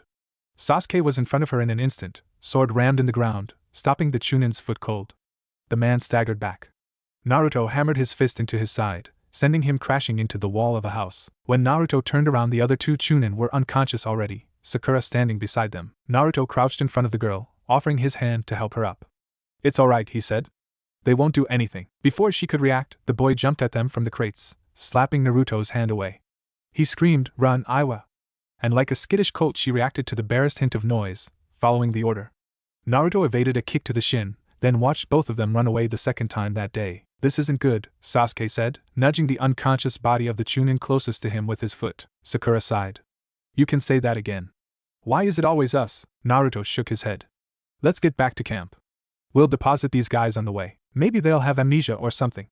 That would be really helpful." Sasuke expected their supervisor to call for them before the night was over, and as usual he was right. 2 hours after they had deposited the 3 unconscious Chunin at a dumpster near the medical tent, the authorities came calling. Uchiha, Haruno, Uzumaki, the genin before their tent said, "Counselor Danzo wants you at command." Sasuke hadn't even had time to change his expression when the genin already flinched back. Sasuke turned and saw Naruto standing behind him, stone-faced, glaring straight ahead. He really got too excited at times. "You think he'll punish us?" Naruto signed, following the genin through the camp. "It's possible," Sakura signed. "I'm curious actually. We never met the man, have we? Might have been better to meet him under different circumstances." Sasuke glanced around. For now none of the shinobi they passed shot them angry looks. Who knew how long that would last? When they arrived at command, their shadow left them with a relieved sigh. For a moment Sasuke stood before the large tent, a brief hesitation gripping him. Then he walked past the 2 silent Chunin guarding the entrance, and pushed the flap away, Naruto and Sakura right behind him. The tent was spacious and bare. Maps of different sizes lay unfurled on a large table in the middle, clay figurines of leaves scattered across them. Heat filled the tent, and Sasuke's eyes were drawn to the embers in 2 heavy braziers standing to one side. It was the absence of any bothersome smells, booze, grease, sweat that made it stand out. Sasuke focused on the 2 shinobi standing by the braziers, flames chasing shadows across their faces. The first was a heavy-set, bald Chunin, their current supervisor. Taki Takamwell, something like that. Sasuke had never bothered to learn his name. They didn't know how strong Taki was, but Sakura estimated the size of his chakra pool to be around her own, which wasn't an easy accomplishment by now, even for a Chunin. That at least had earned him a cautious amount of respect from Team 7. Danzo, however, was much more interesting, and Sasuke cursed his Sharingan for not working properly. He had the feeling that Danzo was someone worth taking in all the details of. Alone I looked at them from the half-bandaged face. Similar to Kakashi, but far less prone to showing emotion. Deep scars littered the stretch of face that could be seen. Combat experience, and not just a little. Even if crippled, the man made Sasuke wary. It was in the way he moved slow, but with a precision that made each step seem controlled. "They will no longer be under your command, Takahashi-san," Danzo said to the Chunin. "I will send you a new group. I can live with that. I need no crazy folk backstabbing our guys." "Thank you, Danzo-sama." Takahashi didn't even grace Team 7 with another look and marched right out the tent, leaving them alone with Danzo. Which wasn't the worst development, Sasuke thought. The man obviously stood against what they did, and that could only mean trouble if he stayed in a position of power over them. His hurtful words, and they stabbed Sasuke right in his heart, would be forgotten in time. "I already questioned everyone else involved in this matter," Danzo said. "Have you assaulted 3 Chunin this evening?" Stepping forward, Naruto said, "We have, but..." Danzo's cane hit the table with a loud smack. Despite the violent reaction, however, Danzo looked at them as if he'd been born without emotions. He lifted the cane off the table, controlled, as if he hadn't just lashed out with it. His face didn't even twitch. Sasuke had to applaud that, if nothing else. The appreciation soon gave way again to the overpowering instinct that this man wasn't a good enemy to have. "Do you know the word order, Uzumaki Naruto?" In an entirely sensible anticipation of his teammate's psychological mindset, Sasuke's index finger twitched once. Naruto kept silent. Whether Danzo had noticed the exchange wasn't clear, though Sasuke expected it. Danzo stepped forward until he was eye to eye with Naruto. "Order," he continued, "is what must be upheld at all times if we're to win this war." When Naruto stayed quiet, Danzo turned to Sakura. "Do you know the word necessity, Haruno Sakura?" She, too, remained silent. Sasuke gave her credit for not blinking as Danzo seemed to stare directly into her soul. "It is the constraint that forces us to act one way or another unless we are content with losing." He arrived at Sasuke. "Do you understand the word loyalty, Uchiha Sasuke?" The word loyalty shouldn't have punctured his composure, and it didn't. Not really, but the image of his brother still flashed briefly through his mind.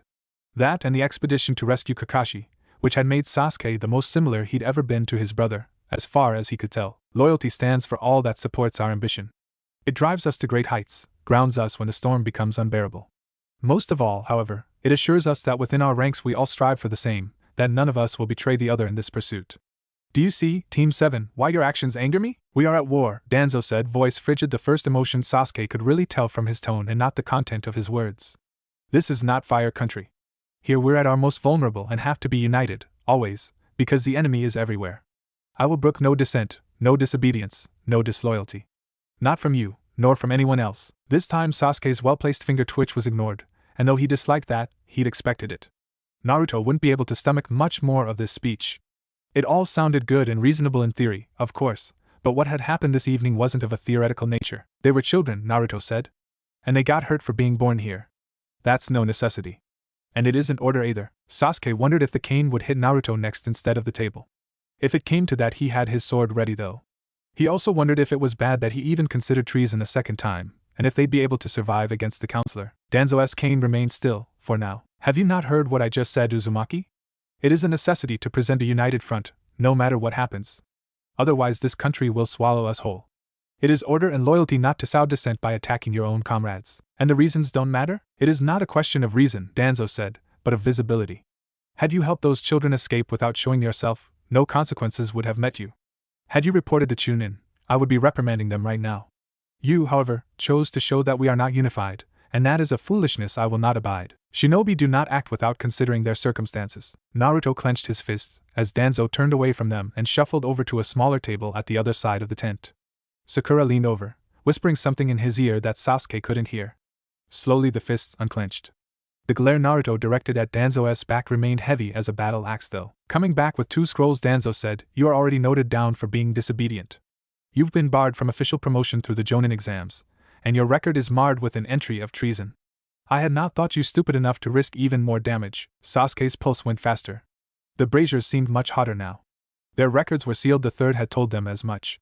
No one was to know about what had happened in the weeks directly after the invasion. There is only one way for you to advance in rank now, continued Danzo, and that is through a field promotion. I can make you Jonin Team 7. In fact, you are on the best way to reach that rank.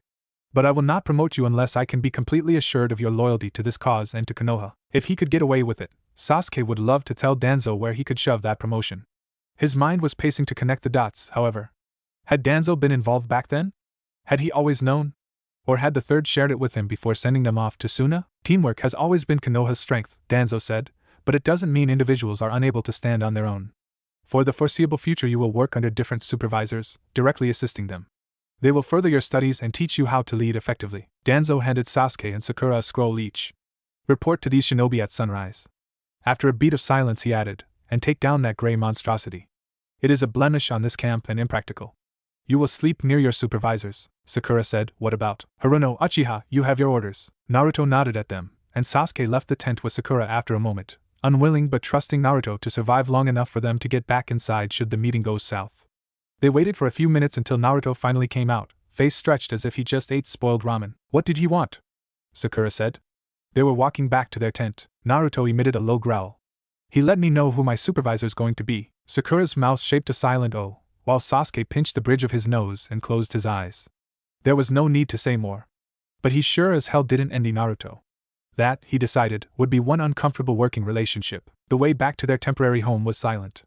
There was no need to talk, really, and Sakura was trailing slightly behind her teammates, looking about the camp. She tried to come up with something positive in this situation, anything, but Counselor Danzo's decision made it hard. I can't believe he called it a monstrosity, she said, as they arrived at their tent. Suna's nights were windy, and the gray flap of fabric flittered in between gusts. That's not really our problem, Sasuke said, entering and plopping himself on a cushion. He stared stonily at the other side of the tent, while Naruto went over to the table, splashing his face with water from a bowl. Sakura sighed as her pitiful attempt at injecting humor failed. She looked at her teammates. So far the only time they'd been split up had been during their training with Kakashi-sensei. Back then it had been bearable, they had barely known each other, but now, after everything they went through, prying them apart seemed such a cruel punishment to her, and her heartbeat quickened when she thought back to the moment Danzo had told them. That crippled old bastard, holding his sanctimonious speech, talking about loyalty to whom?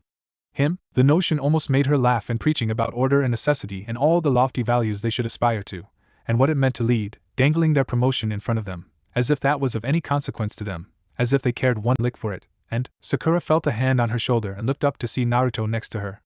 She quickly wiped her hand over her face, and smiled, first at him, then at Sasuke, who looked as though he'd go revisit Danzo. Easy there, Naruto said. Danzo is a problem, but we've managed worse than him. I'd take that asshole over Kabuto any time. Dobe's telling the truth, Sasuke said, nodding. We'll get this sorted out soon enough. A snort escaped Sakura, and she didn't have to strain her lips anymore to smile, because seeing Sasuke as a pillar of support was equally heartwarming as it was disturbing. She took deep breaths until she felt she had regained some measure of control. That cripple got our measure, she said at last. I don't buy what he told us about learning to lead. As if. And having Naruto under his direct command? He's after something. She looked at Naruto, who sat beside her, pants rolled up, massaging his right calf. The Kyuubi maybe? There's something to be said for having an in with a Jinchuriki. Having an in? I doubt he's stupid enough to think I like him after this stunt. Even if, that's not what I'm worried about, we'll find out what he wants soon enough. Naruto switched from the right calf to the left. What I want to know is how he learned about our little adventure. Gigi said the records are sealed. Either he stole the information, Sasuke said, or the Hokage told him. I want to say it's the first, but we've no proof. And he's a commander, so there might be something to the second possibility. It took a moment for Sakura to process the words. Sasuke standing shirtless next to the barrel and washing himself didn't make it easy to think, no matter how often they had seen each other naked already. Right, Naruto said, having finished with his legs and moving on to hers. Either way, we don't have much of a choice. If we don't do what he tells us to do, we'll be in heaps of trouble. So we split? Sakura said. Just saying it out loud made it more tangible, and also quite sad. For 2 years the thought of living alone hadn't crossed her mind. She wanted for it to stay that way. Not for long, Naruto said, smile encouraging but breaking apart at the seams. We'll find a way, don't you worry, Sakura. All we've to do is convince him that keeping us together is the better option. That's not going to be easy, said Sasuke. Maybe, Naruto said, but it beats the alternative, and I'm not letting that old fucker win. More disturbing than even the uncertainty and hunger was the sound of rattling chains. A single movement, and the clangor would start. Seconds passed, and then the door to the right, always that one, would open. His host knew he was conscious then, and through the door came laughter and a whistle, always the same tune from a children's song he remembered before the man himself entered. Kakashi glared at Orochimaru. His eye was swollen and crusted with blood. Ah, Kakashi? Awake again, I see. Orochimaru took a syringe from a metal gurney at the far side of the cell. You will be pleased to hear that your solitude won't last much longer now. Kakashi jerked against the chains and tried to get away. But his body had stopped listening days ago, and the bindings held him in place. Almost tenderly, Orochimaru patted his purple bruised arm before inserting the needle. Heat spread through his arm and the veins bulged, contorted, writhed like little asps over his muscles. He moaned, and when the urge to scream grew overwhelming, he bit his lip hard enough to keep it in. Orochimaru blew air on his arm and the pain surged past every threshold he knew. You know I'm not a liar. So, believe me when I say that you will have enough company very soon. Kakashi blinked through the tears. The second needle broke the skin. Kakashi shot up, tearing the sound out of his lungs in a roar. To his right were white walls, a window. Outside, a beech tree was whispering. His eyes flickered around the room. The smell of antiseptic and white sheets greeted him. A beep recurring in the rhythm of his pounding blood ripped through the haze. Then his heartbeat became louder than the noise and he breathed in large gulps, a man drowning and gasping for air, until the choking in his throat subsided. Assess the situation. Do not falter. He felt for his chakra and found it circulating through his pathways, coursing past the gates as it had always done before. He stopped the circulation for a moment, then let it resume, basking in the feeling of having it surge through his body. This was no genjutsu then. But why? You must have wondered why you're still alive. Prisoners always do. The answer is easy. I am a cautious man, you see? I had a plan, and in case my plan failed I needed a backup. The memory came unbidden. It flickered into existence, a haunting specter, nothing more. Looks like we caught ourselves a drenched snake, Itachi-san. A specter that summoned more of its kind. Kakashi held his head as the images followed. He was lying on the ground and in front of him crouched someone with black hair, gripping the hilt of a sword tight enough for the knuckles to show bone white against the skin and black leather. Helping your little brother Itachi? Blood twining with dirt in her hair. Sakura stood unbowed beside Sasuke. I have a name, you assholes. Naruto's back, broad as the trunk of a sycamore, shielding him from danger. Kakashi's mind jumped farther, but he pulled himself together, breathed in and out, in and out. His hand reached up to the right side of his face, feeling for the empty cavity under the bandages and finding an eye where there should be none. From the hallway came hurried footsteps. They mixed with the beeping from the machine which had become unsteady and rapid. Before his mind registered what he was doing, Kakashi ripped the cannula connecting him to a tube out of his arm, ignoring the sting and the blood, hiding the cannula in his palm. A nurse entered the room, wearing the uniform of Konoha's healers. She rushed over but stopped midway and he felt blood soaking through the bandages over his eye as the Sharingan activated on instinct. The moment passed. You're finally awake, Kakashi-san, thank God. The nurse came closer and he almost flinched away as she inspected his face. Tsunade-sama has been informed, she told him. She'll be here any minute now to take care of you, I promise. But first, she pulled something out of a drawer and Kakashi's gaze followed her as she returned with a new cannula, attaching it to the tube with great care. Let's get you set up, she said, and as the needle pierced his arm he stared over her shoulder at the wall, the previous cannula hidden in his palm burying deep into his flesh. There, she said, it's done?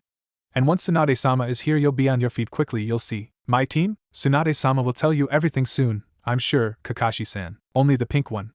You have another purpose, and Itachi-san wants his brother for himself. Kakashi seized her arm. Where is my team? She breathed rapidly now, and they were close enough that her warm breath reached him with every expulsion of air. His grip slackened and his arm fell useless to the side. I'm sorry, he said. I don't know what. The nurse clutched her arm to her body, even as her lips parted in a sad smile. It's quite all right, she said, calming down and patting his hand. You can be proud of them, yes, I think you really can. I only know what's being told in the cafeteria, but they were great. All three of them. Kakashi soaked up the words as she spoke. Saved a lot of civilians, I hear. And I reckon a lot of the older folks had their notions challenged, you know what I mean, about the blonde kid Uzumaki. As though all inertia yielded, lightheadedness entered his mind. They had done well. They had survived. Where are they now? He asked. The nurse glanced at her shoes and then at the door as the clicking of heels resounded from the hallway. I just want to know if they are fine, Kakashi said. She hesitated a second longer then said, they're with my son. In Suna, I mean. My son's there now too, and the content feeling evaporated. He threw the blanket on him aside and struggled out of the bed, seeing her lips move but not paying attention to her words anymore. They were in Suna and that could mean all manner of things, none of them good. Kakashi. His name was spoken, a single command, and he sunk back into the mattress as Senju Tsunade strode up to the bed, heels echoing in her wake. Her assistant walked right behind her, holding a clipboard in her hands. Shizen, if he recalled. Tsunade-sama, said the nurse. I'll take it from here. The nurse scurried past Shizen and did not look back at Kakashi as she left. Once alone, Tsunade scanned him for injuries, prodding his pectorals and arms with hands glowing a bright green in the dimness of the room. You need rest, Kakashi, she said. Orochimaru had you far too long for you to be jumping around and scaring my staff. I doubt I can jump right now, Shizen scribbled on the clipboard. We felt your chakra fluctuating from miles away, she told him as Tsunade's fingertips massaged the skin around his eye. You mustn't exert yourself. What that man did to you, I promised to keep it down. Now, why is my team in Suna and how did I end up here? You were rescued, Tsunade said. That's all I can tell you. The records are sealed. Sealed? But, Kakashi, her tone made clear that he wouldn't get any answers about the rescue from her. Not today at least. Why Suna? Tsunade finished healing his eye. The loss of her cooling chakra left his body and him wanting for more. You missed out on a lot since you got captured, she told him, washing her hands at the other side of the room. I don't have time to give you all the details, but Shizen will make sure you get an accurate report of current events. More softly, your brats are fine, Kakashi. Now stop running the miracle we worked to save you. How long until I can see them? You're a stubborn ox, you know that? She turned off the faucet and, toweling her hands, came back to his bed. First we have to get you healthy again. Then we can talk about sending you over. Define healthy. If his suspicions turned out to be true, then his team had gone far and beyond what he had ever expected of them. Stories weren't enough after that. He needed to see them.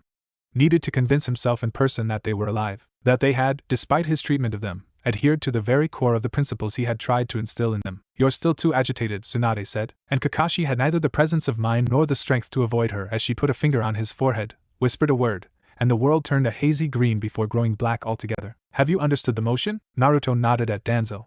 They were out in the desert, 2 miles away from Suna. Heat shimmered over the sand. They had been there for hours now, behind a large dune that kept the village out of sight, explained Danzo said. Naruto was tired and concentrating was difficult. But for Danzo, excuses didn't count if he gave the wrong answer. The vagus nerve, Naruto said. It's the link between the 12th and the 13th meridian in the neck. One hit at the right angle and the flow of blood and chakra will be stopped, leading to unconsciousness. Where does this technique come from? The Hyuga, Naruto thought. Something with the Hyuga. Damn, that's not everything. I know this. Naruto racked his brain, but Danzo hated to wait, and knowing that made thinking all the harder. Uzumaki, the Hyuga, Naruto said. They gave it up. Danzo narrowed his eyes. The wrong answer then? He wished he had some water for his dry throat. The location of the nerve is common knowledge, Danzo said. Right, Naruto picked up the thought, remembering how it continued. Different villages, different ways to use it. The Hyuga gave Konoha a simple technique accessible to Chunin and above. Recalling the rest of the memory, he said, it's common knowledge, so it's not used often. Every shinobi is trained to guard that area. If I find an opening though, I can end the fight in one move. Show me, Danzo said. He linked his hands. A clone rose out of the sand beside him. Naruto squared his shoulders. Having 2 bandaged mummies observe him wasn't all that pleasant. He'd gotten used to it by now though and stared straight ahead, muscles flexing. The heat was much worse. In the camp the eaves of the tents spent shadow. Out here there was nothing, and his neck was hot and slick with sweat. Naruto eyed the clone, waited for the real Danzo to put some distance between them, then shot forward. The sand sprayed up where he stepped. In 3 leaps he had reached his target, left hand rising. The clone was much slower than the original. By the time it turned to defend, Naruto had already circled around, delivering a heavy chop to the neck. The result was a puff of smoke. Acceptable, Danzo said. Afterwards he began the trek up the large dune, Naruto a step behind, limbs heavy from the training. Moving in the sand required a certain way to circulate your chakra. Hours of training left him with little focus, however, and he felt himself sink into the sand, muscles straining as he followed Danzo. As always, the trip back to camp was spent in silence. Danzo only ever talked when he lectured, and then his sentences were created with an otherworldly frugality. He also didn't like repeating himself. A quarter of a year in Suna, 1 month of that time under Danzo's personal supervision, and Naruto couldn't believe that time as a whole moved that fast, but during the day went at a snail's pace. When they'd been told they would fight in a war, he had expected ceaseless action. He thought they'd have to run from position to position, advancing, fighting, never resting or retreating. Much like the rescue mission for Kakashi-sensei. War was slow though. It pounced once, maybe twice, the weight behind those attacks devastating. Then the beast was satisfied, its own blood-swollen belly pulling it to the ground. Each day he would follow Danzo around, scribbling down what the man dictated, but most of all listening to what he said. Naruto heard about the front lines between Kusa, Iwa, and Konoha, which hadn't moved an inch in all this time. He heard of the destruction of Waterfall Country, and how the shinobi there had destroyed all traces of the hero's water before seeking refuge in Konoha. He listened as Danzo told him of Rain Country, and how their uncompromising stance toward outsiders made it impossible to predict their actions. And as time progressed, Naruto saw how frustrated Danzo actually was with his current position. He only revealed it in short glimpses, and with a man like Danzo, Naruto was careful not to misinterpret what he noticed in small gestures and little twitches. Wind Country, Danzo would tell him, had to be pacified at all costs. This country was at best a liability to drag them down, at worst a kunai poised to stab them in the back. It all went back to necessity, and how it was necessary to do whatever it took to make sure Suna would not cost Konoha this war. At the end of such a lecture Naruto would nod dutifully. He disliked the bandaged cripple as much as on the first day, but he couldn't deny that the lessons were worth it. Danzo knew how to lead people. Danzo knew how to fight. And Danzo also was in control of himself for as long as Naruto served him now. Control. That was the keyword. 1 month of surface knowledge about the elemental nations, and already Naruto felt more in control. He knew where to go should he have to rescue someone again, and which places were guarded so heavily that infiltration was impossible. Each day of new information shone a different light on the 2 weeks after the Chunin exam. Kakashi was a lucky man, he now understood. Not just on an instinctual level but also through factual knowledge. That mission could have gone wrong in so many ways, their success was a major miracle. 2 of those and they could petition to found a religion.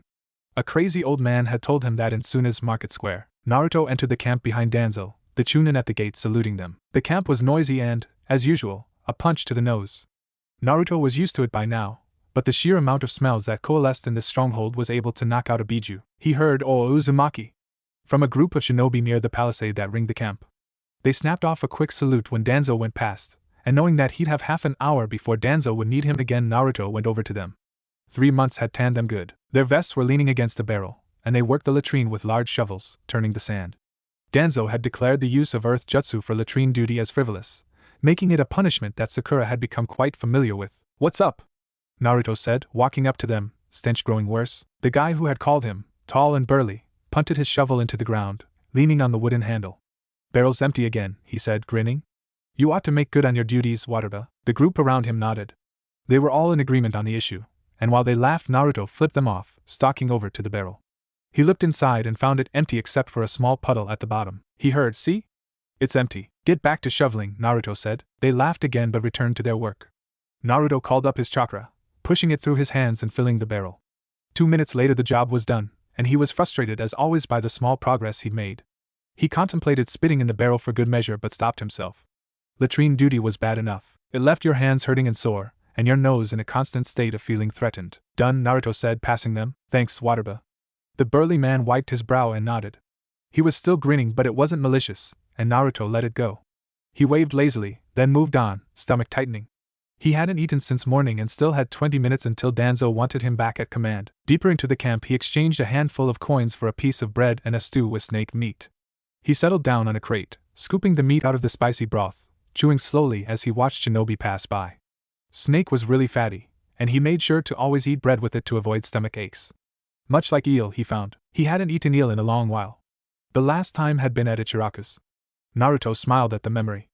Old man Tucci had made a real bargain with some trader, and seafood ramen had become the big thing to eat for a month. His smile grew strained when he remembered that the cook needed her barrel filled as well. The woman, hair up in a bun and secured by a net, was watching him with a gruff look to make sure he brought back the bowl and the spoon, and wouldn't forget his duty. Should have never asked Danzo. Sighing, Naruto got up to his feet and went over to the barrel while she put the dishes away. Once, he had asked about training in something else than taijutsu, and Danzo, humanity's embodiment of apathy, had smiled. Naruto had resolved to never see that smile again if possible. There were no techniques to be learned, Danzo had said, but Naruto could always sharpen his control over his element. From then on, whenever the cripple was occupied with something he didn't want company for, Naruto completed the momentous task of refilling the water barrels around camp. 3 minutes before the time was up, Naruto entered into the cozy tent next to command, leaving behind the red evening sun. Danzo was inside already, sitting at a table decked out on one side with sugared fruit, bread, cheese, and a gilded goblet, and being completely bare on the other side. A small map hung dangerously close to a torch holder stuck in the ground. Across Danzo, and partaking in all the delicacies on offer, sat a man of medium height. He sported dark brown hair with specks of white, sharp eyes that made him look like a hawk, and brown skin. His green robes were spun from silk and lined with silver. He had a chain around the neck good to choke him with, should the situation call for it. The ring on the thumb of his right hand was what made him important though. The daimyo's head advisor, Shirin, didn't even notice the new arrival and continued talking to Danzo. Naruto went past, smelling the strong scent of alcohol coming from the trio of decanters near the man, busying himself with sorting useless documents on the small desk not too far away. Shirin's mission, as far as Naruto knew, was to oversee what little of Konoha's pacification process Danzo was willing to let him view, and then report back to his master. He was an arrogant bastard, but knew his stuff about the situation in Wind Country. There have been multiple attacks on the main road to Sakura now, Danzo-dano, Shirin said. I must make my report, but leaving Suna without an adequate escort is out of question. Your aid will be appreciated. Danzo sat listening. From what Naruto could tell, he hadn't touched a single drop of alcohol in 3 months, nor had he eaten food that was different from what his men ate. In that, Naruto felt grudging respect for him. But that could also be because he disliked Shirin. The advisor was an outsider, and even though Naruto wanted to trip Danzo every time he saw him, he'd love spitting in the goblet of that pompous guy even more. That is acceptable, Shirin-dano, Danzo said. The daimyo's continuous support plays a crucial role in the pacification process. Your safety, therefore, is as important to me as it is to you. Naruto suppressed the temptation to cough loudly and mix in a few words of choice. I am quite sure, Shirin said. He looked like a fly had flown into his nostril and was partying it up inside, producing a sneer that fell short just before reaching its full potential. In any event, Shirin continued, 3 teams should suffice to deliver me safely to Sakura. High-ranking shinobi, of course. I do not want Genin blundering about and getting my entourage killed by accident. He paused to take a sip from his goblet. It would be for the best if they had a rudimentary knowledge of the area as well. On the chance that we have to flee the main road, I do not want to be in the hands of geographical illiterates. Danzo had sat still during Shirin's account of demands, doing nothing but leaning slightly forward and listening. Naruto though became giddy after having seen the subtle sign of Danzo's displeasure, the minuscule shift of weight on his cane. This could be the chance he had waited for, and he positioned himself so neither could see his face well, in case his expression would give him away. You will excuse me if I think your demand of 3 teams to be overly cautious, Danzo said, voice measured. I can spare 1 team, Shirin-dano. They will be chunin of high skill, I assure you. Naruto saw Shirin balling his hands into fists under the table. You have a large force at your command here, Danzo-dano, and you are telling me you can spare but 1 team? I find that hard to believe. It is unfortunate, but with your specific requests, only a few teams are possible. Most of them have other missions that are of vital importance. Naruto perked up at that. Team 7 certainly wasn't on a mission of vital importance, but soon, maybe, they would be. He tried to contain his grin. Do not worry too much, continued Danzo. The team I have in mind consists of seasoned shinobi. 3 men, in fact, with a spotless record. The grin slid off Naruto's face, anticipation giving way to disappointment, then to a surging sense of anger and self-deprecation. Of course Danzo hadn't meant Team 7. The idea that he would send them on this mission outside Suna was ridiculous. Team 7 hadn't exactly made it on Danzo's list of favorite people if there existed such a thing, and Naruto chided himself for being blinded even by the wish for a reunion with his teammates. Is that your last word on this matter? Asked Shirin. It is, answered Danzo. The 2 of them entered a staring contest, and Naruto had to give the advisor credit for holding out that long. Looking into that bandaged face was unnerving at best, horrifying at worst. It was clear though who would win in the end. The daimyo's support was important, yes, but not to such an extent that Danzo would let him dictate the terms. Konoha had conquered, after all, and not the other way around. They kept staring at each other, and Naruto thought, I'll find a way to get this team back together, just you watch Danzo. There's nothing that can stop Uzumaki Naruto when he wants something. Hear me? Nothing. Not you, and certainly not this desert or Orochimaru or Akatsuki or anything else. As it was bound to happen, Shuren's eyes flickered away first, shying any further contest with the crippled commander in front of him. One team then, he said. I just hope they are as good as you claim. Oh, I will make sure they're good, don't you worry. Naruto edged closer to the table. The talk was nearing its end, and he still had no idea how to bring Team 7 into the race. But he was perfectly willing to try something. This was a good opportunity to get back with Sasuke and Sakura and then kiss Danzo goodbye for a while. I hope you get this rebel problem under control soon, Danzo-dano, Shuren said, as he rose, eyeing the map hanging next to them. There are many paths open to them, and it seems impossible to predict from where they will strike next.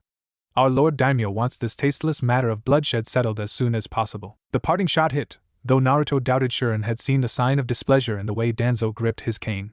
Then the words registered. Naruto's mind began pacing through the options, Shuren's request for Chunin with geographic literacy fresh in his mind. Naruto looked at the map. Danzo's lectures had to be good for something. A gamble, of course, but what wasn't? It's a damn sight better than doing nothing. Go big or go home, Uzumaki.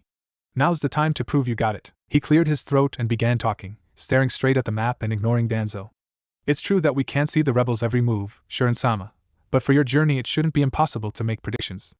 The most vulnerable part of the road to Sakura is at the fringe of the sweeping mountains, just before the village Kwako. If someone were planning to attack you, that would be the spot they'd likely choose. It's an equal distance away from Suna and Sakura. Naruto pointed at two more parts on the map. A large rebel force can't be sustained by the few small villages in the area, so the bulk of the attack would probably stem from the regions around Shurshur and Hajim. Both are reasonably large cities that lie, for now, outside of our influence. Finished with his explanation, he turned back to his listeners. His palms were sweaty, and not just from the torch next to him. He felt a nervous twitter in his gut. Kakashi's training, fighting Orochimaru and Akatsuki, and still things like this could make him nervous. The silence in the tent was tangible, like a cloud of cold smoke. It dissipated when Shuren said, Your aide seems to have a good grasp of the area, Danzo-dano. Naruto's body relaxed. This was good. He has indeed, Danzo said. Giving Danzo the finger seemed inappropriate, but he'd love to do it anyway. If only Team 7 could get out of that geezer's sphere of influence, everything would sort itself out and they wouldn't have to worry about being split up permanently. Then Naruto's eyes wandered back to Shuren and his mood turned abruptly. The advisor's not quite sneer was back in full force. He is rather pretentious though, is he not? Turning to Naruto, in conversations such as this you have no right to speak, boy. You should remember that. A growl tickled Naruto's vocal cords. He held it back. Shuren said, What rank is he if I may ask? Chunin, Danzo said. Really? I would not have expected that after this display. Please do not take offense, Shuren-dano. Youth is brash at times. Nodding at Naruto, Danzo said, You are released for today, Uzumaki. I will see you in the morning.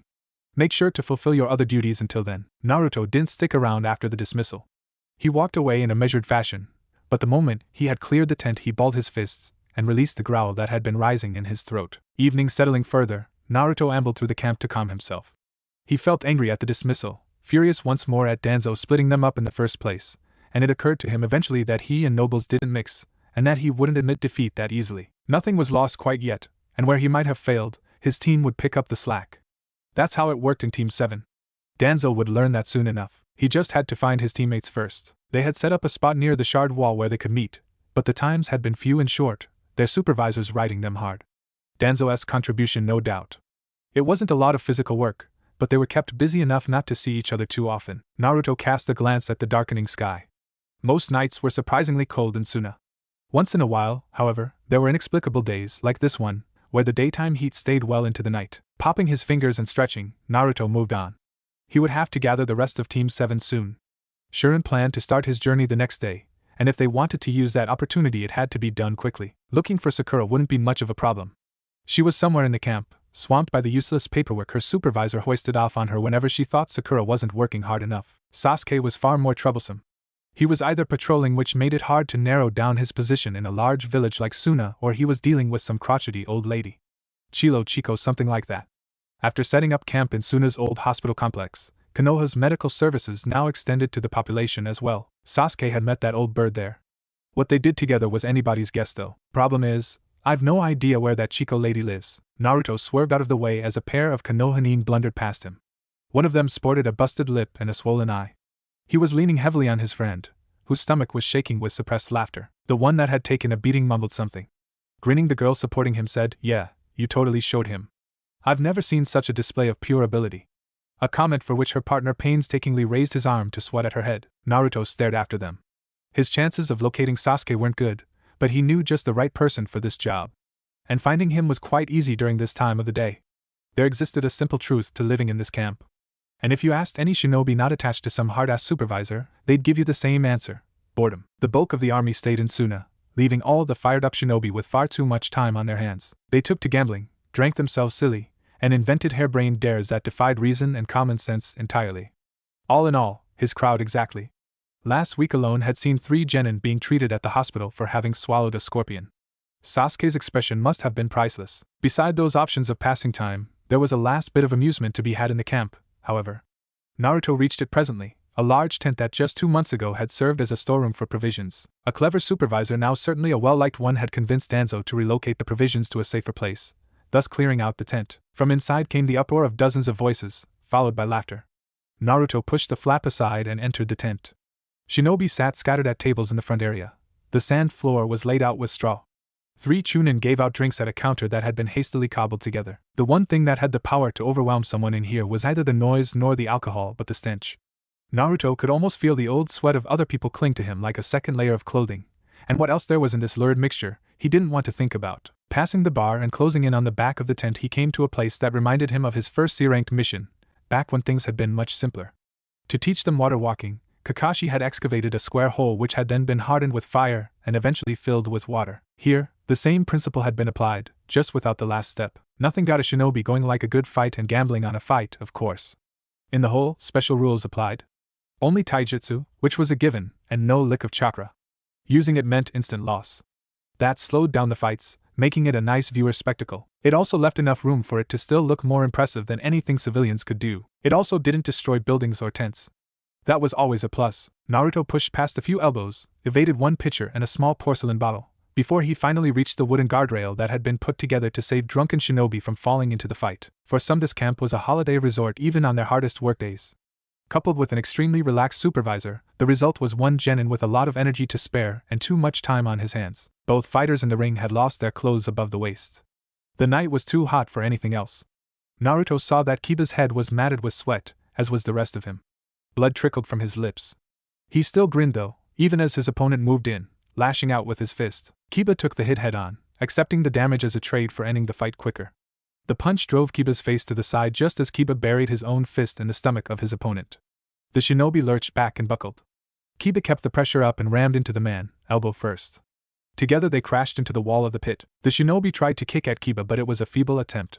Kiba danced out of reach, then snapped forward, right fist swinging. A second later his opponent lay on the ground. The crowd hollered.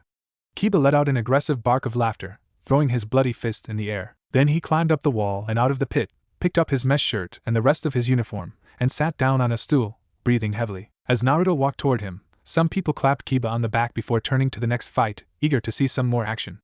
A generous donor reached Kiba a flask from which he took greedy gulps, before shuddering. "You fight so damn crude, man. Taking that punch, really?" Naruto said. Kiba looked up from his flask, breaking into a cough. "Wrong pipe," he croaked, hitting his chest with his palm. "Crap, you scared the shit out of me. Do I have to announce myself now?" Kiba grinned at him through bloody teeth. "Would make it easier for people to run from your hideous face." Naruto raised an eyebrow. Kiba emptied the bottle, then threw it over his shoulder. "What are you doing here anyway? I thought you've got no time for this, or we would have met in there already," he said with a nod toward the roaring congregation of shinobi. "I need your help." Something came up. Sure. Give me a moment." Kiba craned his neck. A moment later he was standing next to a woman who wore a ribbon denoting her as a supervisor. They exchanged some words, and Kiba came back, whistling while throwing and catching a small pouch. They left the tent after Naruto had explained that he was looking for Sasuke, entering into Suna in a sprint before jumping on the roofs and following Kiba's nose. The silence between them stretched, and Naruto shot Kiba a glance. "How are you holding up?" Naruto asked. Kiba commented with a flat fine, but then forced a grin on his face. "What about you? I heard Danzo plucked you 3 apart for rescuing some kids." "He did. You made quite the waves, and not good ones. I mean, I understand and all, but some here really hate Suna." Kiba snorted. "Which is a real problem because guess what, we're in Suna. We're here to stay for a while. They just have to deal with it." I'm not apologizing. The partially destroyed domes went by as they closed in on the western district, the general area Kiba had traced Sasuke's scent to. What about the kids? Asked Kiba. What about them? How are they? I know you've been going in and out of Suna, I can smell it. Only at night though. Figured Danzo's cracking down, and you only have time when it's dark. Naruto sighed. They ran parallel to the shard wall now. They're well, not fine. But it could be worse, I guess. They're living with their grandfather. Mother's dead, father joined the rebels. Not much else to tell. Both want to be shinobi. They told you all that? Nah, haven't spoken to them. Just watching. That's creepy, man. You should at least try talking to them or something. Shove off, Naruto said. I'm just making sure there's no 2-bit Chunin taking revenge on them for getting beat up. You never know with guys like that. You really like those. Kiba stopped. Got him, he said, jumping down into the streets. They cut a few corners, crossed the main thoroughfare of the western district. Quite a lot of eaves hung with red on each side, and found Sasuke leaning against the wheat-colored wall of a 2-story house. Like most buildings in this district, it had been spared destruction. The entrance was roofed by cascading red fabric. Orange light glinted behind smudged window panes. Sasuke wasn't alone. A young woman, quite the beauty as far as Naruto could see it in the dim torchlight, was chatting with, or rather at him. The Uchiha didn't reply to many of her inquiries, but he wasn't looking all that uncomfortable either. His arms were crossed in front of his chest, and he was staring at the opposite building, now and then throwing a glance at the woman. Kiba uttered a low whistle. I'll be damned. So that's his game? Naruto threw another look at the red fabric draped over the building. You think he's? They were slowly walking toward the pair. I think if he wanted to, he'd have used all his wasted opportunities back in Konoha. They look close enough to me, said Naruto. Naruto had said the last word loud enough for Sasuke to notice their approach. Sasuke blinked, leaned toward the woman, and whispered something. The courtesan answered with a quiet laugh. Then she went up to her toes, placed a kiss on his cheek, Sasuke's entire face remaining a stoic mask, and vanished into the house. I expected a lot from you, Naruto said, grinning, but this is beyond my comprehension. Sasuke looked indifferent. Your comprehension doesn't cover much. Once an asshole, always an asshole, Kiba said. You should shower once in a while, Inuzuka. I would. But Waterba here. Kiba thumbed at Naruto is kind of lazy. Naruto's lips twitched. They had needed 2 seconds to synchronize and turn on him.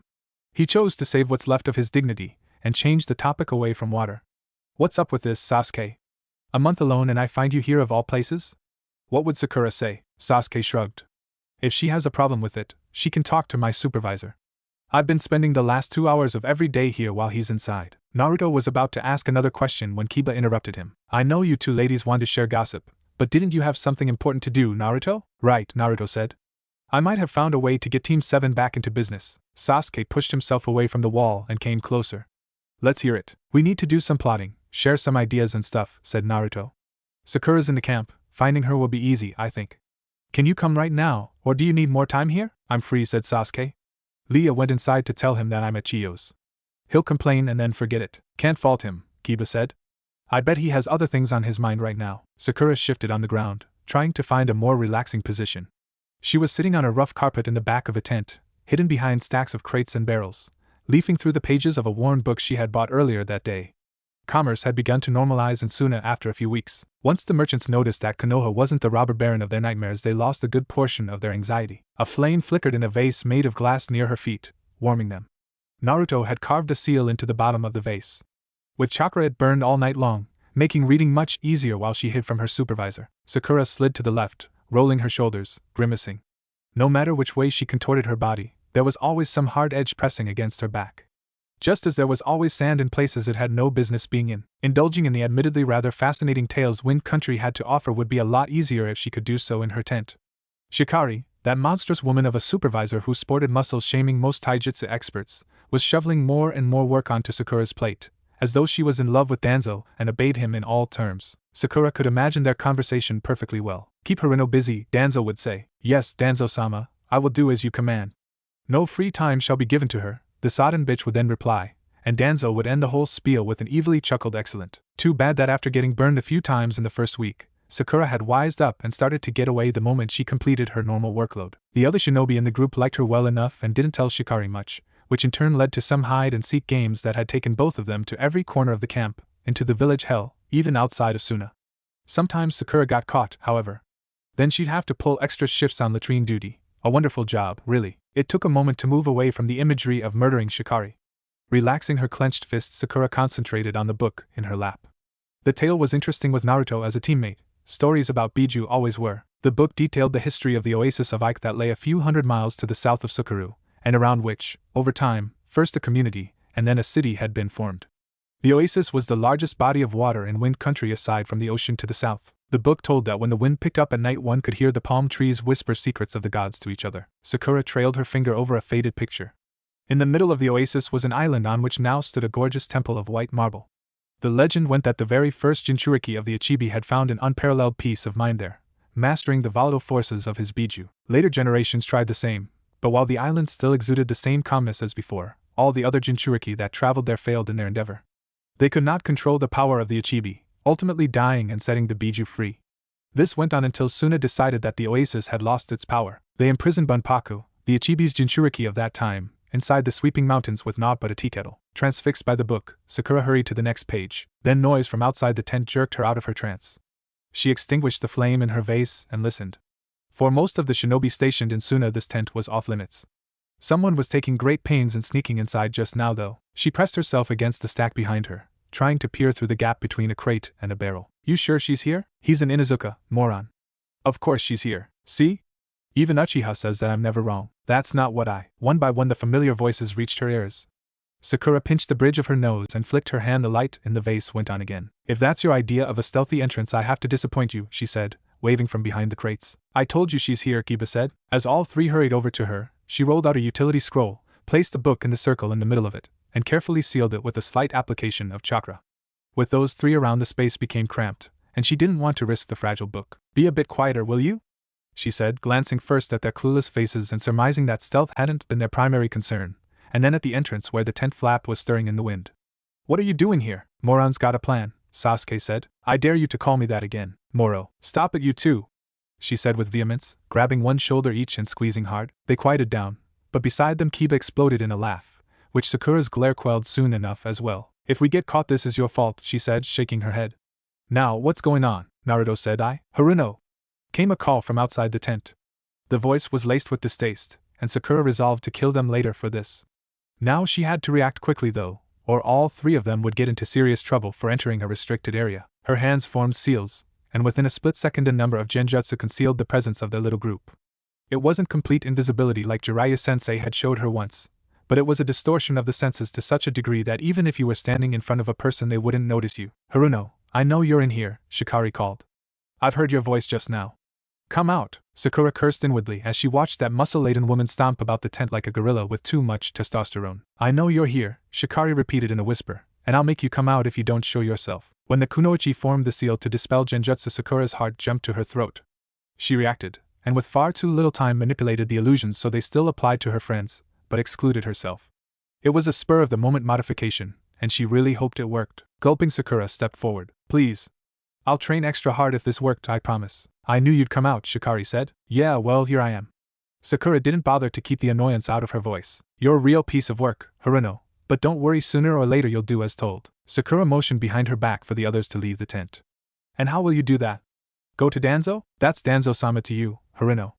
And yes, he'll set you straight. Sakura grinned despite herself. Yes, please, report me, she said. I'm sure Danzo will be thrilled to hear how well you managed me. He seems an okay guy.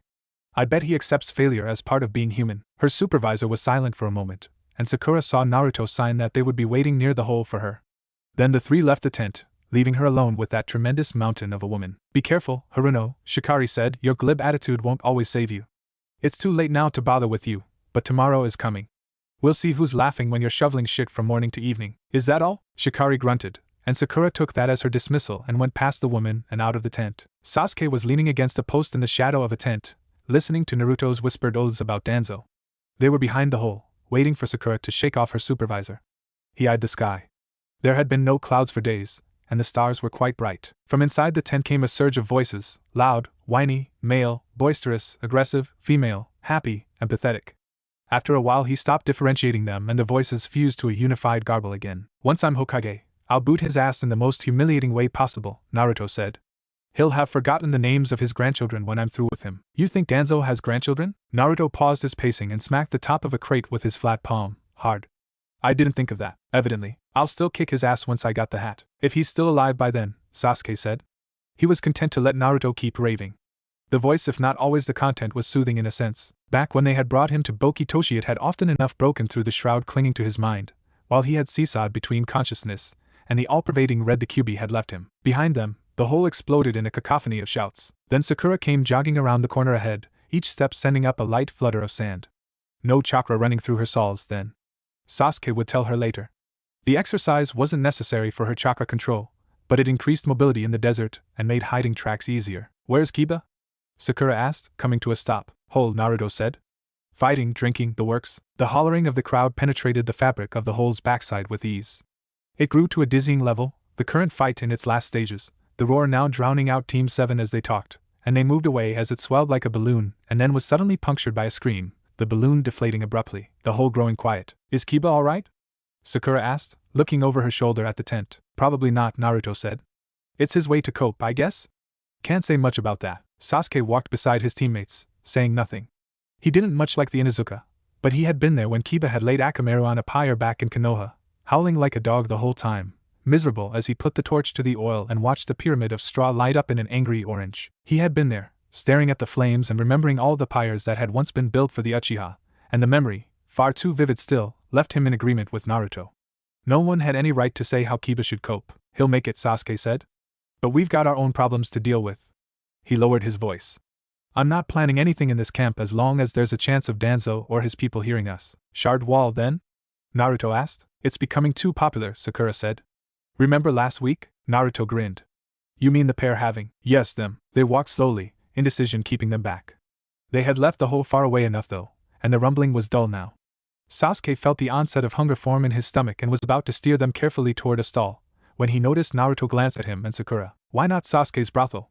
He's got some contacts in the city. Hunger forgotten, Sasuke struggled with a brief uprising of conflicting emotions on whether to strangle or stab Naruto. It's not my brothel. I'm following orders. You're guarding a brothel? Asked Sakura, mad hilarity swirling behind her eyes. Sasuke didn't deign that question with an answer, and she was quick to continue, an honest-to-God brothel? A laugh escaped her. I never thought you'd be the one Jiraiya-sensei's lessons would impact the most. And it only took him, 1 month? That's actually impressive, I have to say. Just remember to be careful, Naruto said. You don't want things to get even more complicated. I'm standing guard. Naruto nodded sagely. For now you are, but I doubt even you, mightiest of Uchiha, can resist temptation forever. Won't your supervisor still be there? Can we even use it? Sakura asked. Shift's been over for a while now, Sasuke said. Maybe he left already. It's worth a try, Naruto said, stretching his arms, yawning. They made their way out of camp and into Suna, keeping to the back alleys as they navigated the village. Strewn all over Suna were the lights of moving patrols, more at night than day, and as slovenly as the army at times appeared to Sasuke, he couldn't deny their overbearing presence on the streets. Danzo's mistrust ran far and deep, and leaving the conquered unobserved wasn't a state he could abide. Through a small alley they reached the back entrance of the brothel, draped with red from every angle, like so many houses in Suna, definitely far more than Sasuke had ever noticed in Konoha or Tanyu. Sasuke rapped twice, and the door opened a few inches, a shaft of light falling on them through the small gap. Leah smiled at them, dimples showing, eyes a dark brown, hair in a loose bun, kimono slightly askew. Sasuke-sama, she said, you're back. Is he still in? Sasuke asked. He's been drinking all evening. I don't think he'll stop anytime soon, I'm sorry. Leah looked curiously at Naruto and Sakura. Do you and your friends still want to come in? You could evade him somehow, I'm sure. Not today, Sasuke said. Not as long as he's in there. Leah sighed in disappointment, shooting Sasuke a look that made him acutely aware of his teammates still standing behind him.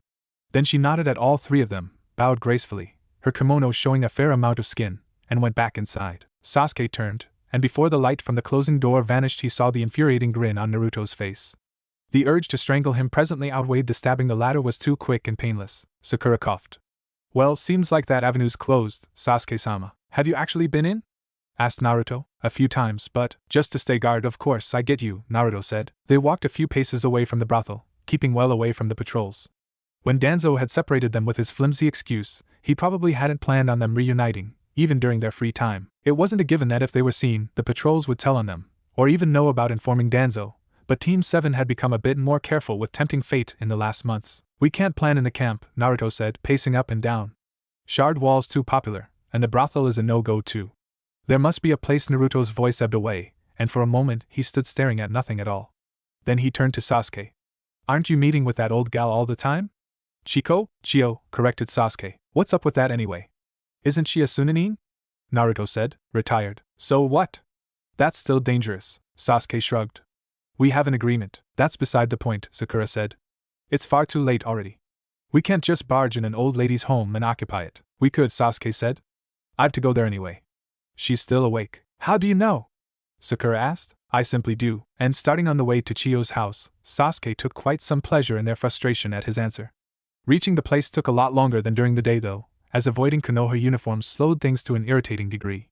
That they had to cross the village all the way up north didn't make it easier. The house was in the most northern part of Suna, behind even the Kazekage's former official tower, and was close enough to the mountains that one slide would bury it completely. They walked through the low archway in the wall and entered into the courtyard that preceded the house.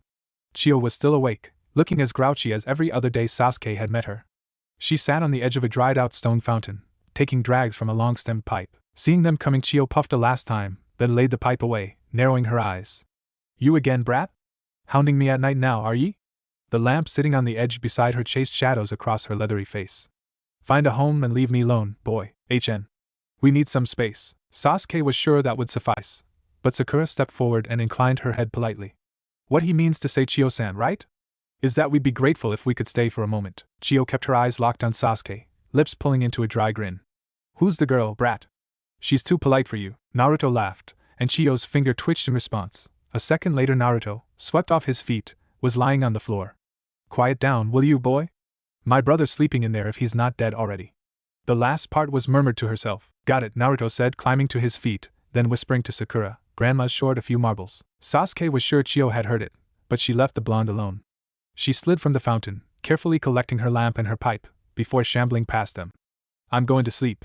You can have the yard, brat, but keep the noisy one under control, hear me? No noise. Or I'll come back out, and you'll be sorry. HN. When Chiyo was just about to enter the house, Sasuke fished a scroll out of his uniform and threw it at her back.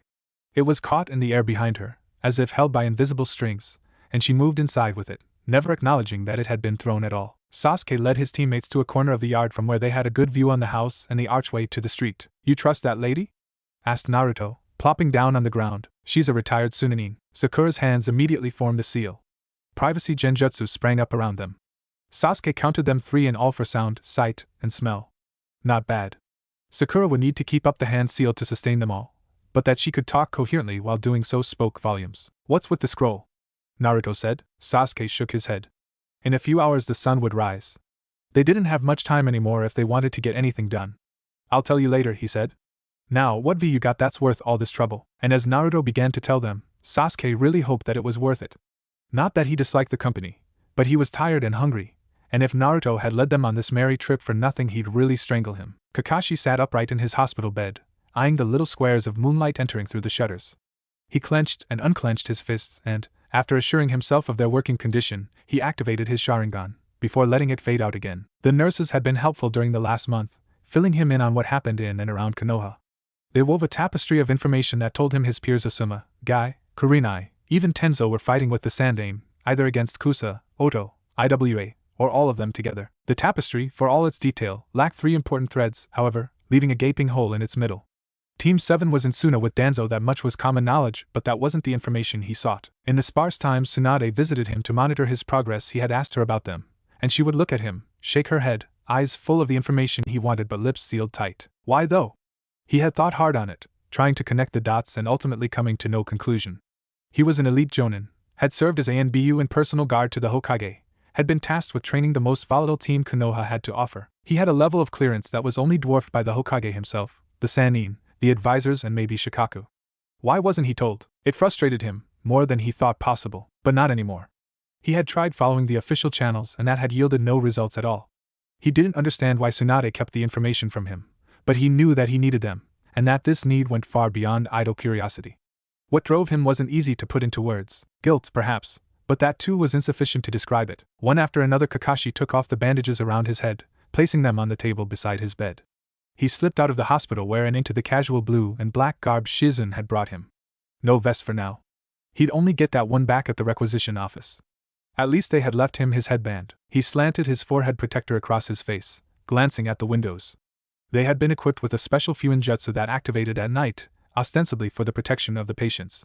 Should he open them, one of the night shift nurses would receive an alarm. He turned away. Leaving through them wasn't impossible, and if the situation were less dire he might go through the trouble. But not tonight. He would take the direct route and deal with trouble as it arose.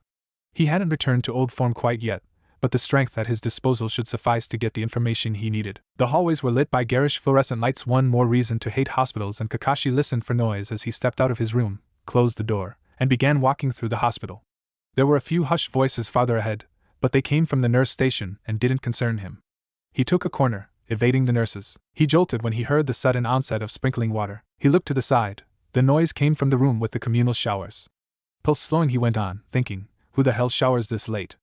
And had almost made it to the atrium when he heard the clicking of heels behind him. Looking to his right, he found a door. He seized the knob and turned. It was locked. He threw the door a frustrated look. Judging from the distance of the heels, he didn't have the time to break the lock. At least the footfall sounded differently than Tsunade's or Shizen's. He had learned to identify them quickly. Kakashi turned, lifting his forehead protector. He didn't want to use it on someone from Konoha, but the circumstances left him no choice. Today he would learn what his team did, and there was nothing that would stop him. He waited until the nurse rounded the corner and came into sight, then he activated his Sharingan. Her mouth opened either to scream or shout in admonishment. He couldn't tell, but his genjutsu was faster. A second later the nurse led him through the corridors, toward an exit reserved for employees, bypassing the atrium completely. Once they were outside, he modified the illusion. The nurse went back to do her rounds. Tomorrow she would have forgotten all of this. Kakashi took a minute to bask in the feeling of freedom that accompanied leaving the hospital. He listened to the rustling leaves from above, took in the bark of a dog some distance away. Then he moved away from the building and, taking many detours, avoided the main roads and his fellow shinobi at every turn. It felt odd sneaking around in his own village. Reaching the Hokage Tower only made him more conscious of that. This time of night only 2 guards stood in his way.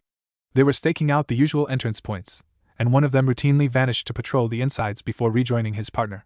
Kakashi waited until the woman went inside, then threw a bell in a high arc toward a trash can a few yards away. As the bell hit the bin with a chime, Kakashi sucked in his breath, remembering that silent nights had a way of amplifying every sound. The Chunin checked out the noise and Kakashi slipped into the tower, dampening his chakra. He climbed the stairs to the office floor when the second guard crossed his path. A quick look with his Sharingan and the woman was well on her way. The pang of guilt fading, he surmounted the last stretch of his journey. The door to the Hokage's office was closed. From his time with Minato-sensei he knew that they were heavily protected. The moment Kakashi had become his child's guard though, Minato-sensei had shown him how to access the office without alerting anyone. Today would be the first time he'd use that knowledge. He couldn't help but wonder if his sensei would approve of it. A melancholic grin tugged at his lips. The Yandame's trust in him had been absolute, and years after the man had died Kakashi still didn't understand why. Ridding himself of these thoughts, Kakashi went 5 paces to the right of the door and put his palm on a precise location in the wall. Chakra surged through his hand.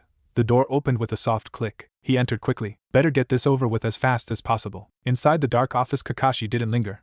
He went over to the door that led into the archive room. The seal to circumvent the protections was located at the bottom of the wall.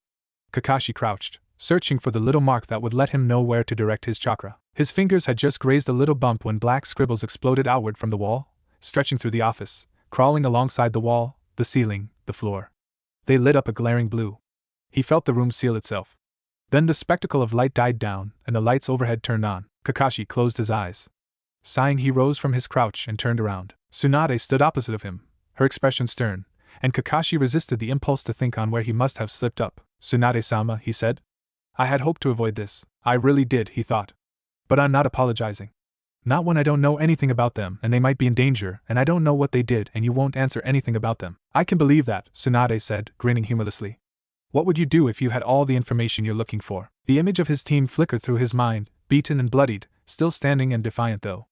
"I'd want to see them," he said. "As soon as possible. I'd want to. There's a lot I can still teach them." There was a moment of silence. Then Tsunade moved. Her fist rushed at his head. He barely got away in time. He tried to say something, but Tsunade was on him. He ducked under another punch that was entirely too close, staggering over to the couch in the corner. She lashed out again, fist flying in a wide arc. He plucked a pillow from the couch, deflecting her punch to the side, the pillow exploding in a burst of fabric and stuffing. "What are you doing?" he called out, rolling away from a kick, seeing her heel leave a fist-sized hole in the ground. Another pillow fell to the ground in pieces, and he vaulted over the desk nearby, Tsunade following, each reckless move to get away driving pain up his spine, setting his limbs on fire. Then they were back at their starting positions, his breath running ragged, spit gathering in his mouth. "I know you, Kakashi," Tsunade said, walking toward him, right wrist rotating lazily. "No matter what I say, you try to reach them immediately. Comrades, right?" That's the kind of person you are. Kakashi's lungs burned far too much to offer a reply to her glowing character assessment of him. Then she came at him again, low this time, and Kakashi tried to weave away, relying on his Sharingan to avoid her punches. One after another they landed, each hit rousing his bones to rebellion against the abuse dished out. Her fist found his stomach at last. He buckled, sinking against the wall at his back, the spittle in his mouth landing on the carpet. Tsunade bent down until their heads were close and he felt her warm breath on his face. He had expected it to reek of alcohol, but she was sober. This is the strength you want to show them? What you want to teach them? Her quiet laugh vibrated in his bones. Even if you were completely healthy, which you aren't, I'd still win against you. She took him by the scruff of his shirt and pushed him forcefully against the wall. Earlier she had punched his Sharingan swollen shut, so he glared at her with the normal eye that remained functional. You've made your point. Tsunade loosened her grip, letting him slide down the wall. Have I really? She said, leaning against the desk, letting her words linger, voice low. What can you offer them right now? Kakashi shifted on the floor, trying to find a position that didn't hurt. He wanted to lash out at Tsunade, if only with words. The vastly different quality of her voice held him back though.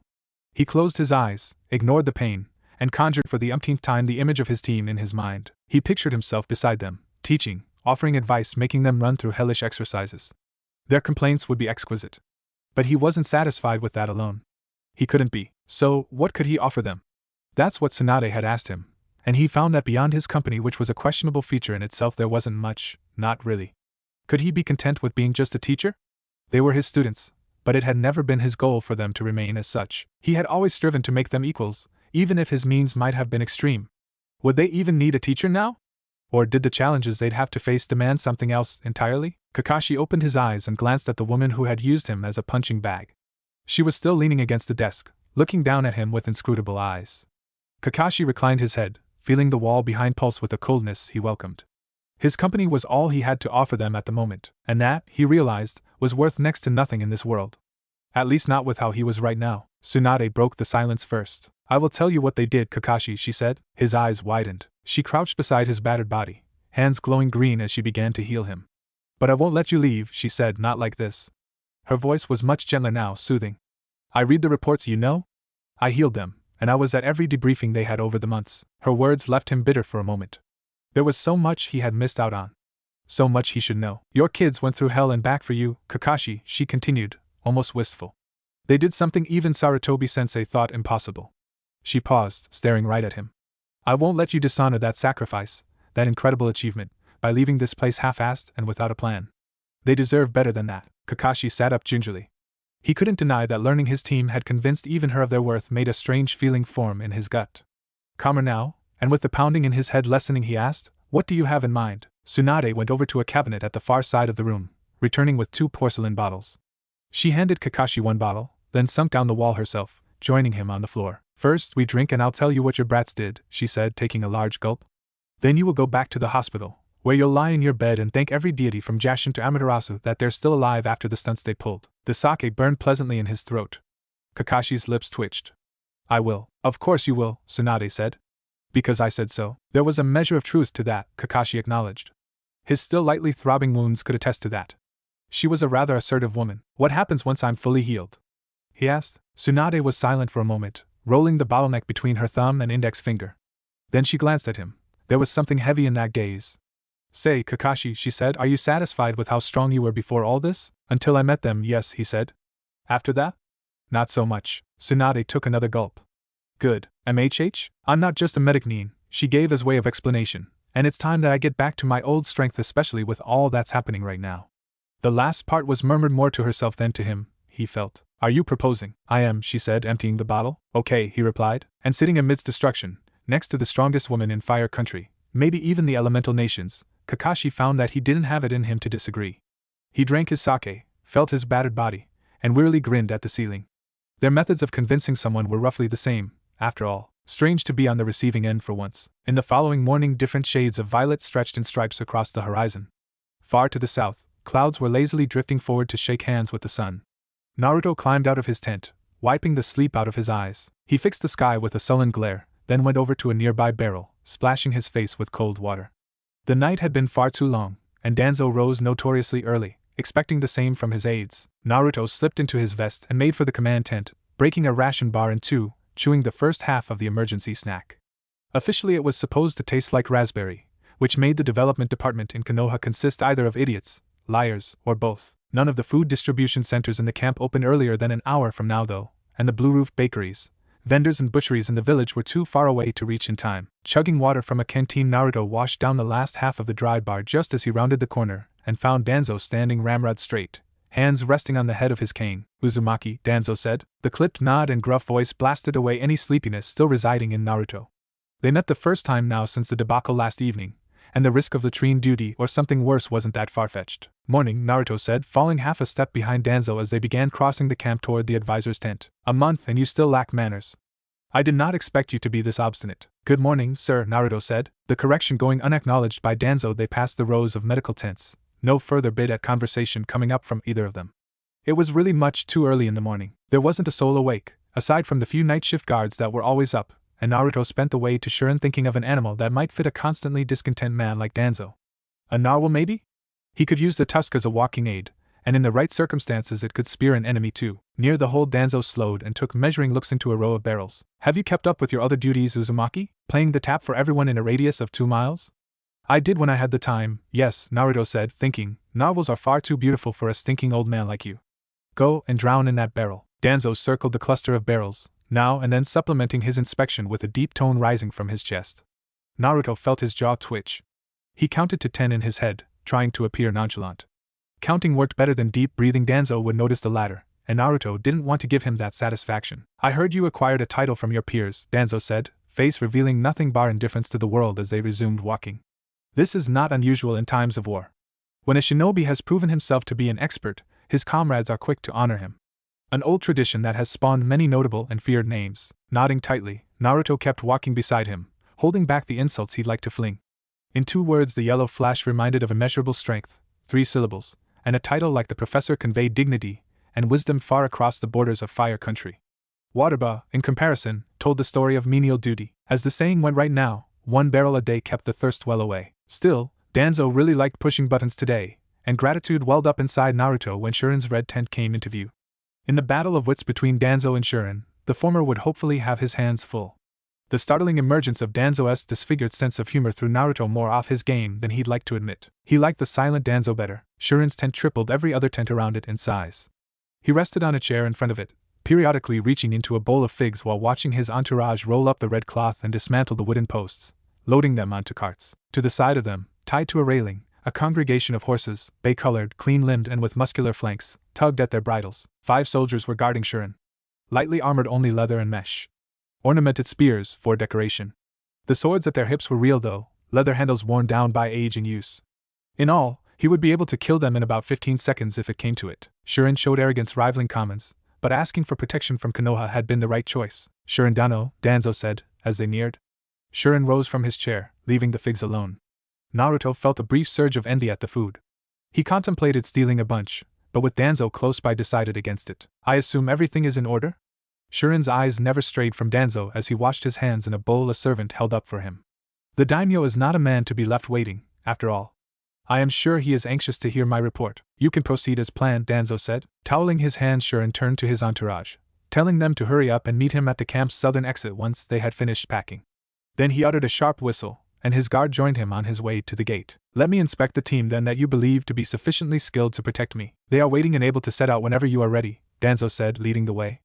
Naruto trailed behind the group, shooting a big, inviting killer of a smile at every guard that warily glanced at him, laughing inside when they jerked around, facing forward again, eyes narrow and expression severe, their spears bopping up and down with each step. As they closed in on the gate, his amusement about the guards' behavior waned, and his pulse quickened. He clenched and unclenched his fists, piling on positive thoughts about how good life would become once there was some distance between him and Danzo. The plan couldn't go wrong. It was, after all, the brainchild of Team 7 and included all the right ingredients for success: simplicity, unerring logic, and a light touch of insanity. At the gate, Danzo introduced the team of Chunin that would accompany Shuren, and Naruto surveyed them critically. They were fit and held themselves rigid, shoulders straight, eyes on their protection detail, vests immaculate. Nothing else unusual. Chakra capacity, as far as he could sense, normal for the rank. Lightness entered Naruto's chest. This was perfect. No way in hell Team 7 wouldn't be able to top that, because if one thing stood out from yesterday's discussion between Danzo and Shuren, it was the latter's special requirements. The first try to get Team 7 involved had failed because of prioritizing the wrong way. Being geographically savvy in this country came only as a distant second to Shuren's first, and to him most important demand, that the team escorting him could pound attackers to Kingdom Come. That's all there was to it. The advisor feared for his life, rightly so, and in the heat of the moment, seeing the chance present itself, Naruto hadn't thought clearly on how to reel him in. Naruto kept his foot from jittering against the ground, eyes peeled. This had to be perfect. Presently Shuren was pacing up and down the line of Chunin, as though looking for spots of dirt that would justify asking for a second team. At length, turning back to Danzo, he sighed and said, "That will be acceptable, Dan." The ear-stabbing noise of an explosion swallowed his sentence. His guards drew their swords, but Naruto was faster. Earth vibrating with the force of a second explosion, he positioned himself in front of the advisor, kunai ready. "Please stay down until the area is safe again, Shurendano." "Is the camp under attack?" Shuren asked, and when Naruto glanced down he saw the advisor blink rapidly, lips trembling, eyes flitting left to right, taking in everything around him, looking for an escape. One could think he's got an eyeful of Danzo's junk. A third explosion rocked the desert before them, the ground vibrating, a fountain of sand shooting up in a massive spray. Shuren's robes were fluttering in the wind from the blast, and straining his eyes, Naruto kept his lips pressed tight to avoid grinning as he saw Sasuke and Sakura go at it. "Ah," Naruto said, relaxing his posture, ignoring Danzo's shrewd look. "I'm deeply sorry, Shurendano." Sasuke shot a fireball the size of the Hokage Tower at Sakura, the heat from the carpet of fire blanketing Naruto even this far away. Naruto stowed his kunai in the holster at his leg. "I forgot that my teammates use the desert to spar from time to time. There's no place in the camp for them to fully utilize their techniques." Responding to the rolling front of fire heading straight at her, Sakura pressed her hands on the sand. Moments later she shot up, footing secure on a stone pillar exploding from the ground. A second pillar matched the first. Sakura used it as a stepping stone over the flames and towards Sasuke, hurling a row of exploding tags at him, before rocketing down in his direction herself. "Again, my apologies," Naruto said, bowing to Shuren. "I'll stop them immediately." A last glance at the calculating glint that was conquering the fear in Shuren's eyes, then Naruto was off, leaping toward his teammates. "Stop it!" Sakura and Sasuke were embroiled in a close-up fight, their bodies one violent flow of rhythmic action. Naruto landed between them, deflecting their attacks away from each other. "Is he buying it?" Sakura mouthed as she attempted to sweep Naruto off his feet. "Yup," Naruto mouthed back, using Sasuke's shoulder as a platform to vault over them. Sasuke and Sakura slowed down imperceptibly, and in a short but brutal maneuver Naruto brought both of them to heel, shouting, "Get a grip, you two." They stopped short, rising from the ground as if returning from a hazy place, following him in a docile fashion to the group waiting at the gate. Unsurprisingly, Danzo's expression showed that he had cottoned on to their little act, even though he displayed no overt signs of displeasure. It was all in how his eyes never left them. In contrast, Shuren couldn't quite decide whom to look at, Team 7 or the Chunin supposed to protect him. Phase 1, success. They took up position in front of Shuren, Sasuke and Sakura bowing in deference, the advisor gathering his bearings. "We are very sorry for this, Shuren-sama," Sakura said. "It wasn't our intention to scare you." "Easy to get lost in fighting," Sasuke said, sounding demure almost. "My apologies for this transgression." Shuren stared down at them. "What are your names, Shinobi?" "Hareno Sakura, Uchiha Sasuke." The last name evoked a momentary widening of Shuren's eyes and a closed-lipped smile. Phase 2, success. "The Uchiha from Konoha, I presume?" When Sasuke nodded, Shuren addressed Naruto. "And they're your teammates?" "They are," Naruto said, offering a quick salute. "Team 7, trained by Hatake Kakashi and Jiraiya of the Sannin." "Again, I am very sorry for this." No matter, Shuren said. "Nothing came off it in the end." Turning to Danzo, "It appears as though I have to ask for a slight change of our original plans. I will, of course, restrict myself to one team as agreed, but I'd rather it be these esteemed shinobi." Danzo, who had observed the spectacle in silence so far, spoke tilting his head, voiced the same cadence as always. "Are you quite sure? They are Chunin as well, but they lack the experience of the team I selected. Can you do the same?" Shuren asked, looking at the team of Chunin. They exchanged unsure looks, and before any of them could speak Shuren took that as his answer, green robes sweeping wide as he turned back to Danzo. "I think I will be fine with Team 7. After a moment of contemplation Danzo said, "If that is your wish, I will agree to it. Their duties in the camp were of importance, however. I will require the rest of the day for them to work in their replacements. Can you delay your journey until tomorrow?" Shuren nodded emphatically, and Naruto choked down his laughter. Not the time, he told himself. Though apparently making the daimyo wait wasn't as much of an éclat anymore. "If it is truly necessary," Shuren said, "I will wait. There is nothing quite as important as a good protection detail. Would you not agree?" "Just so," Danzo said, casting a heavy look at Naruto. "Team 7, you are dismissed. You know what you have to do." The command's same old inflection sent a momentary shiver crawling down Naruto's spine, clouding the sense of achievement with the knowledge of trouble soon to come. Still, they had done it. Shuren would take them to Sakura, away from Danzo. They could deal with the repercussions when they returned. Danzo might have calmed down by then, and maybe Gigi might have even won the war already. Once they were through the gate and out of sight, Naruto looked at Sasuke and Sakura, allowing an easy smile to spread on his face.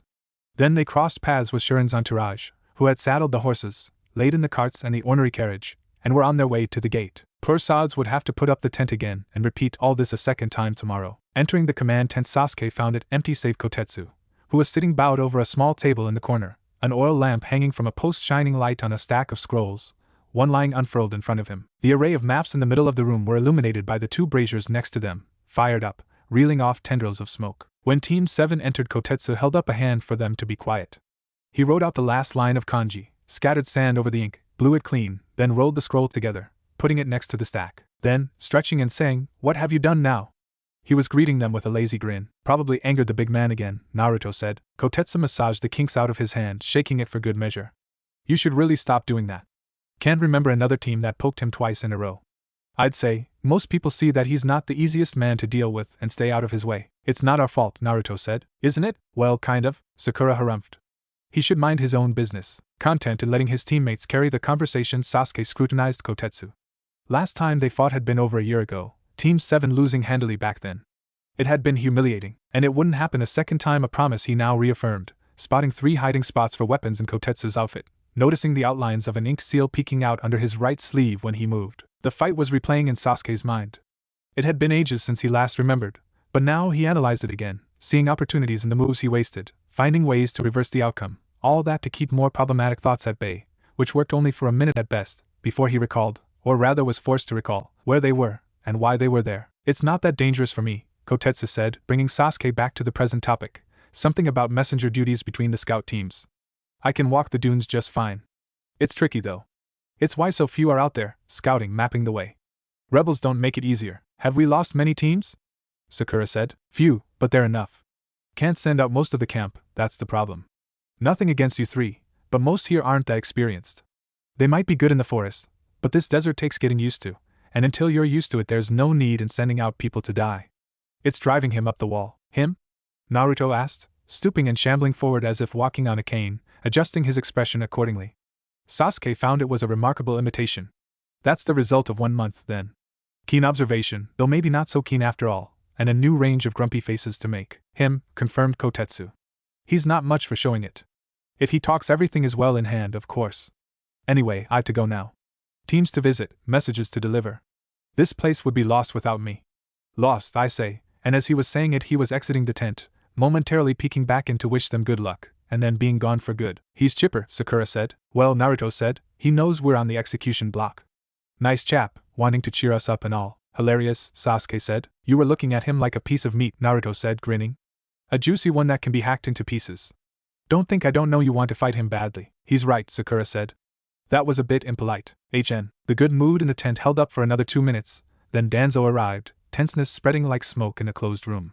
He shuffled over to the wooden stool Kotetsu had sat on while riding, seating himself, cane parallel to his face as he looked at them. Sasuke was morbidly curious about the kind of punishment Danzo would devise for them, now that they were out of reach for the next month at least. Though a month sounded like far too little time away. Earlier the achievement had felt more profound. They had succeeded. But a month really was only 4 weeks, and 4 weeks made up of roughly 30 days were over quick. After that they'd be back in camp, and the war probably wouldn't have been won by then. 1 month of freedom and unity, even in the company of civilians, had sounded much greater a victory before. Danzo didn't talk, didn't dish out lecture and punishment in one go. He eyed them through his one gray eye and said nothing. No muscle in his face twitched. He simply sat staring. From outside came noise in all fashions, the clank of a hammer, laughter, clapping, a high whine, the bark of a dog, somewhere a horse was neighing, a woman with a horrible voice was singing an old children's song from Konoha. All these sounds seeped through the fabric into the tent, filling it, and yet they all appeared dulled to Sasuke's ears, as if they were incapable of being louder than the man sitting in front of him. More minutes passed and Sasuke chanced a glance at his teammates. They stood as rigid as him, awaiting the reprimand that inevitably had to follow their actions. He looked back to Danzo. The eye was now fixed solely on him, or had it already been like that before? A growing heat was going out from the brazier beside Sasuke. He didn't have to touch his neck to know that sweat covered it from side to side. Was Danzo still deliberating their fate? He didn't look that way, but Sasuke wasn't sure he'd be able to recognize it even if he was. The smell of stew wafted inside, mixing with sweat and perfume? Sasuke stared back at the counselor. The worst case was that he'd pry Team 7 apart again after their escort mission. Or was there something else? Something he was missing? And when the night then falls, the trees grow large and strong. Come to Konoha's garden, to where we all belong. Couldn't that woman keep quiet? How long was that ridiculous song anyway? He really wished time would speed up if Danzo planned to keep on staring at him. The singing only got louder and worse, and when the leaves then color, in yellow, orange, red, dance under them, and sing and laugh, never they'll be sad. Something soft rubbed against Sasuke's foot, then it went away. Fur? The urge to see what had moved against his skin almost drove him to look away from Danzo. It had been a mouse, probably. A desert mouse, nothing more. Still, the gray eye was fixed on Sasuke, as if it had never done anything else. Then Sasuke saw Naruto's hands twitch from the corners of his eyes. And, as if a spell had been broken, as if that had been the sign he had been waiting for, Danzo slammed the butt of his cane into the sand. It seemed the loudest noise Sasuke had ever heard. Team 7, your lack of subtlety is regrettable. Danzo was looking at his cane, and Sasuke breathed an internal sigh of relief as the eye was directed at something else. Your plan worked, but it was painfully obvious what you were doing. Do you truly believe the daimyo's advisor will not have noticed this split? The moment of respite ended quickly as it had come, Danzo's gaze settling on them once more. Have you not listened when I told you that there is one thing beyond all else that we have to show? There was no need for him to name it. Unity. Sasuke hadn't forgotten a word from the lecture Danzo had given them before prying the team apart. He was sure Naruto and Sakura hadn't either. Though Danzo had also talked of necessity and loyalty, and they had shown that if only to themselves. For Sasuke it was necessity to be with his team, and it was loyalty to them that dictated just that. Danzo stood up and went over to the table with the maps, leaning his cane against it. Hiruzen praised you for your strength of mind and body, he said, pulling a small book out of his robe and putting it next to the map. Today I saw nothing of the former, and an unwisely used amount of the latter. His back turned to them. Team 7 had a chance to exchange bewildered glances. He was chewing them out, but in a fashion that seemed tame in comparison. The silence at the beginning, the feeling of uncertainty, had felt like punishment more than his words in any case. You cannot always use brute force to reach your goals, Danzo said, turning back, and as shinobi of Konoha, the lesson of achieving more with less should have been taught to you from infancy. Then the silence was back, and he was staring at them again, and Sasuke felt as if the tent grew smaller even though he knew, rationally, that it stayed the same, just as he knew that time didn't really slow down even if it felt like that. There was a strange tingling in Sasuke's hand, and for a moment he suspected a genjutsu, but he'd be able to identify those, even from a shinobi like Danzo. Danzo continued, and Sasuke hated how it made him feel relieved. It seems futile to argue further on this, Danzo said. It will be a lesson you will learn yourself. Pray that you do before your comrades pay the price for your mistakes. Danzo nodded at the map and Team 7 stepped over to the table. Tomorrow you will accompany Shirindano to Sakura, he said. He is a demanding man, but I am sure you will manage. There was a dry sort of amusement in the tone, barely noticeable if one didn't listen closely. Of importance to you, however, is not just his safety, but also the daimyo's court itself. Danzo was leaning on the map, palm pressed on the area around Sakura, fingers blotting out the symbol of the capital. The daimyo is a respectable man. As an overt expression of gratitude, he is sure to invite you to stay for a while. In that time, he will try to form a bond with you as a representation of Konoha. He will also want to confirm what Shirindano reports. You will oblige him in this. What do you want us to find out? Naruto said, now leaning forward himself, an intense expression on his face as he stared at the map. He had found his courage then. Or he was used to the man by now. Either way, his voice lifted the spell that Sasuke had felt himself fall under. Nothing too dangerous, Danzo said, and somehow the comment felt like a slight. During the conquest of Suna I lost contact with my informants at court, and now have only Shirindano's words to rely on. This is unacceptable. Information is the key, always.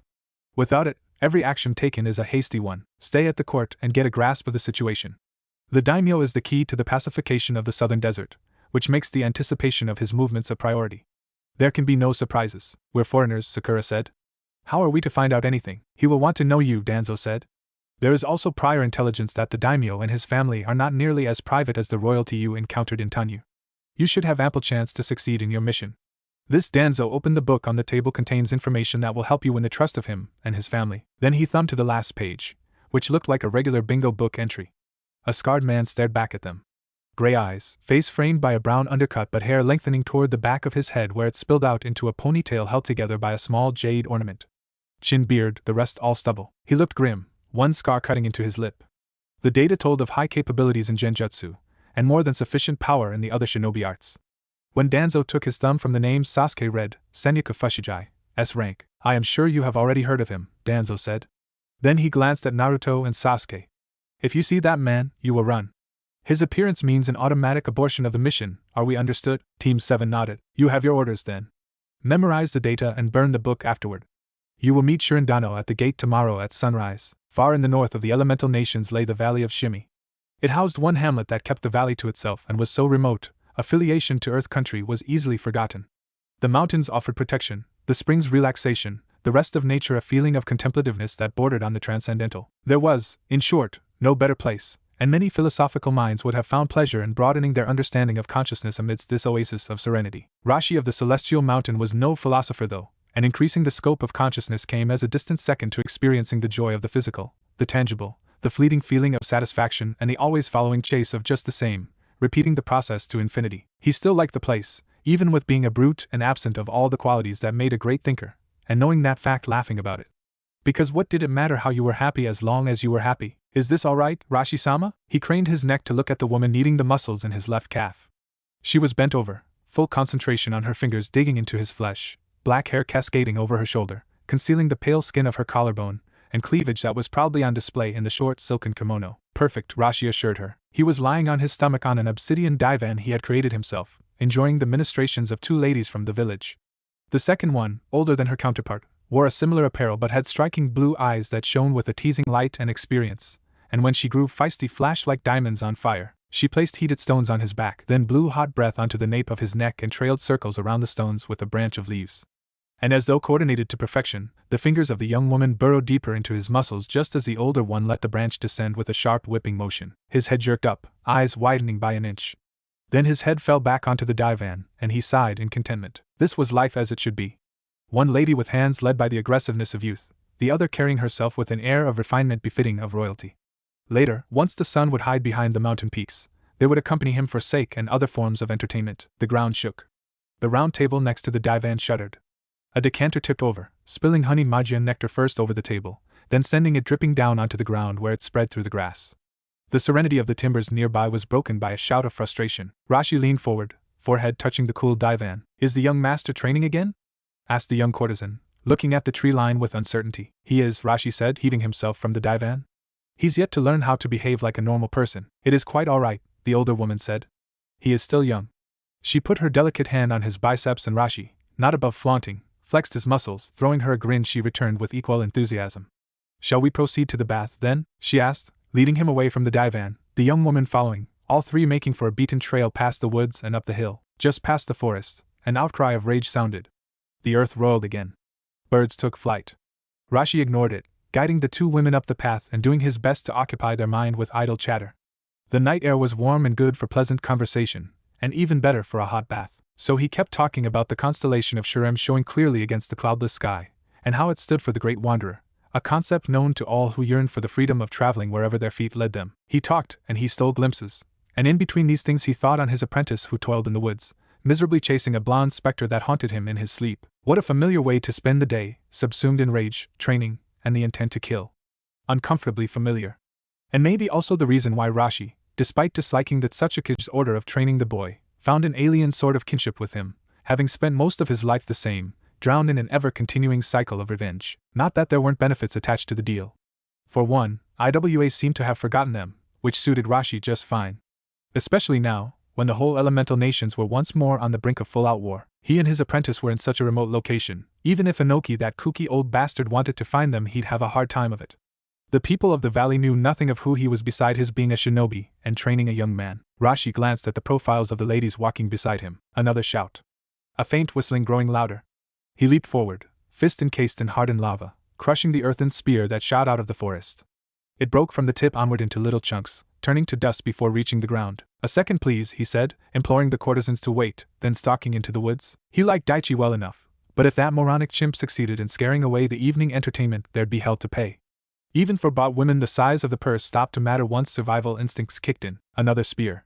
Rashi struck it down with a single swipe, lips flattening into a thin line.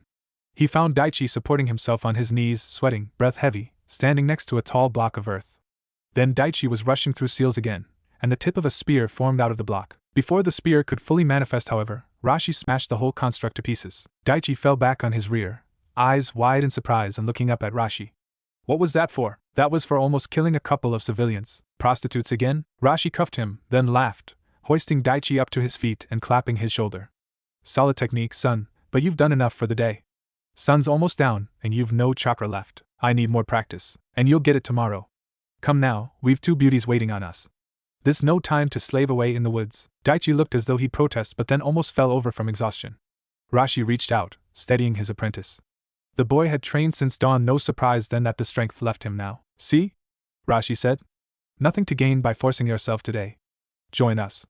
You might like it after all. Daichi gave a weak nod, then they were off, meeting with the 2 courtesans and continuing up the path toward the tarn at the far side of the valley.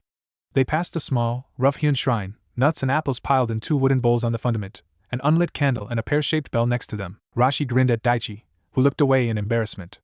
On their first trip past the shrine, Daichi had taken an apple and a few nuts, being chewed out seconds later by a local hunter who had just put them there as an offering to Miha, the goddess of the hunt, and had been close by to see the act. Farther along the trail was an overgrown stone arc, and from there they cut through a stretch of tall pines that smelled of repose and peace. At the pond they lost their clothes, placing them on a boulder in sight.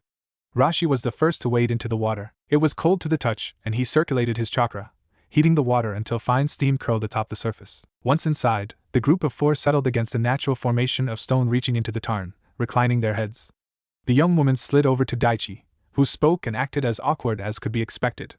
Rashi smiled first at him, then at the courtesan at his own side, trailing her fingertips over the scars on his chest. Time passed, the last vestiges of sun finding a temporary replacement in the moon.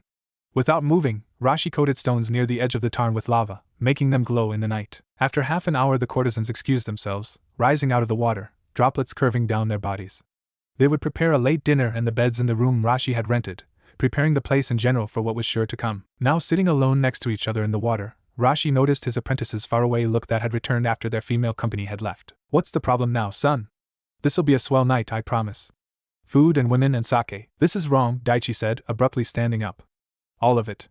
There was a sudden anger to his voice. Anoki-sama ordered you to train me, but all we do is drink, eat, and fuck around. Rashi cocked his head, listening, then rubbing his brow. Have you, in your infinite wisdom, ever looked at how strong you are now? At how you compare to the you I found shriveling at my doorstep? I've trained you, son. But there's more to life than fighting and dying in the name of nebulous crap like revenge or the honor of your country. Now relax. You'll be strong enough eventually. He is training. I know it.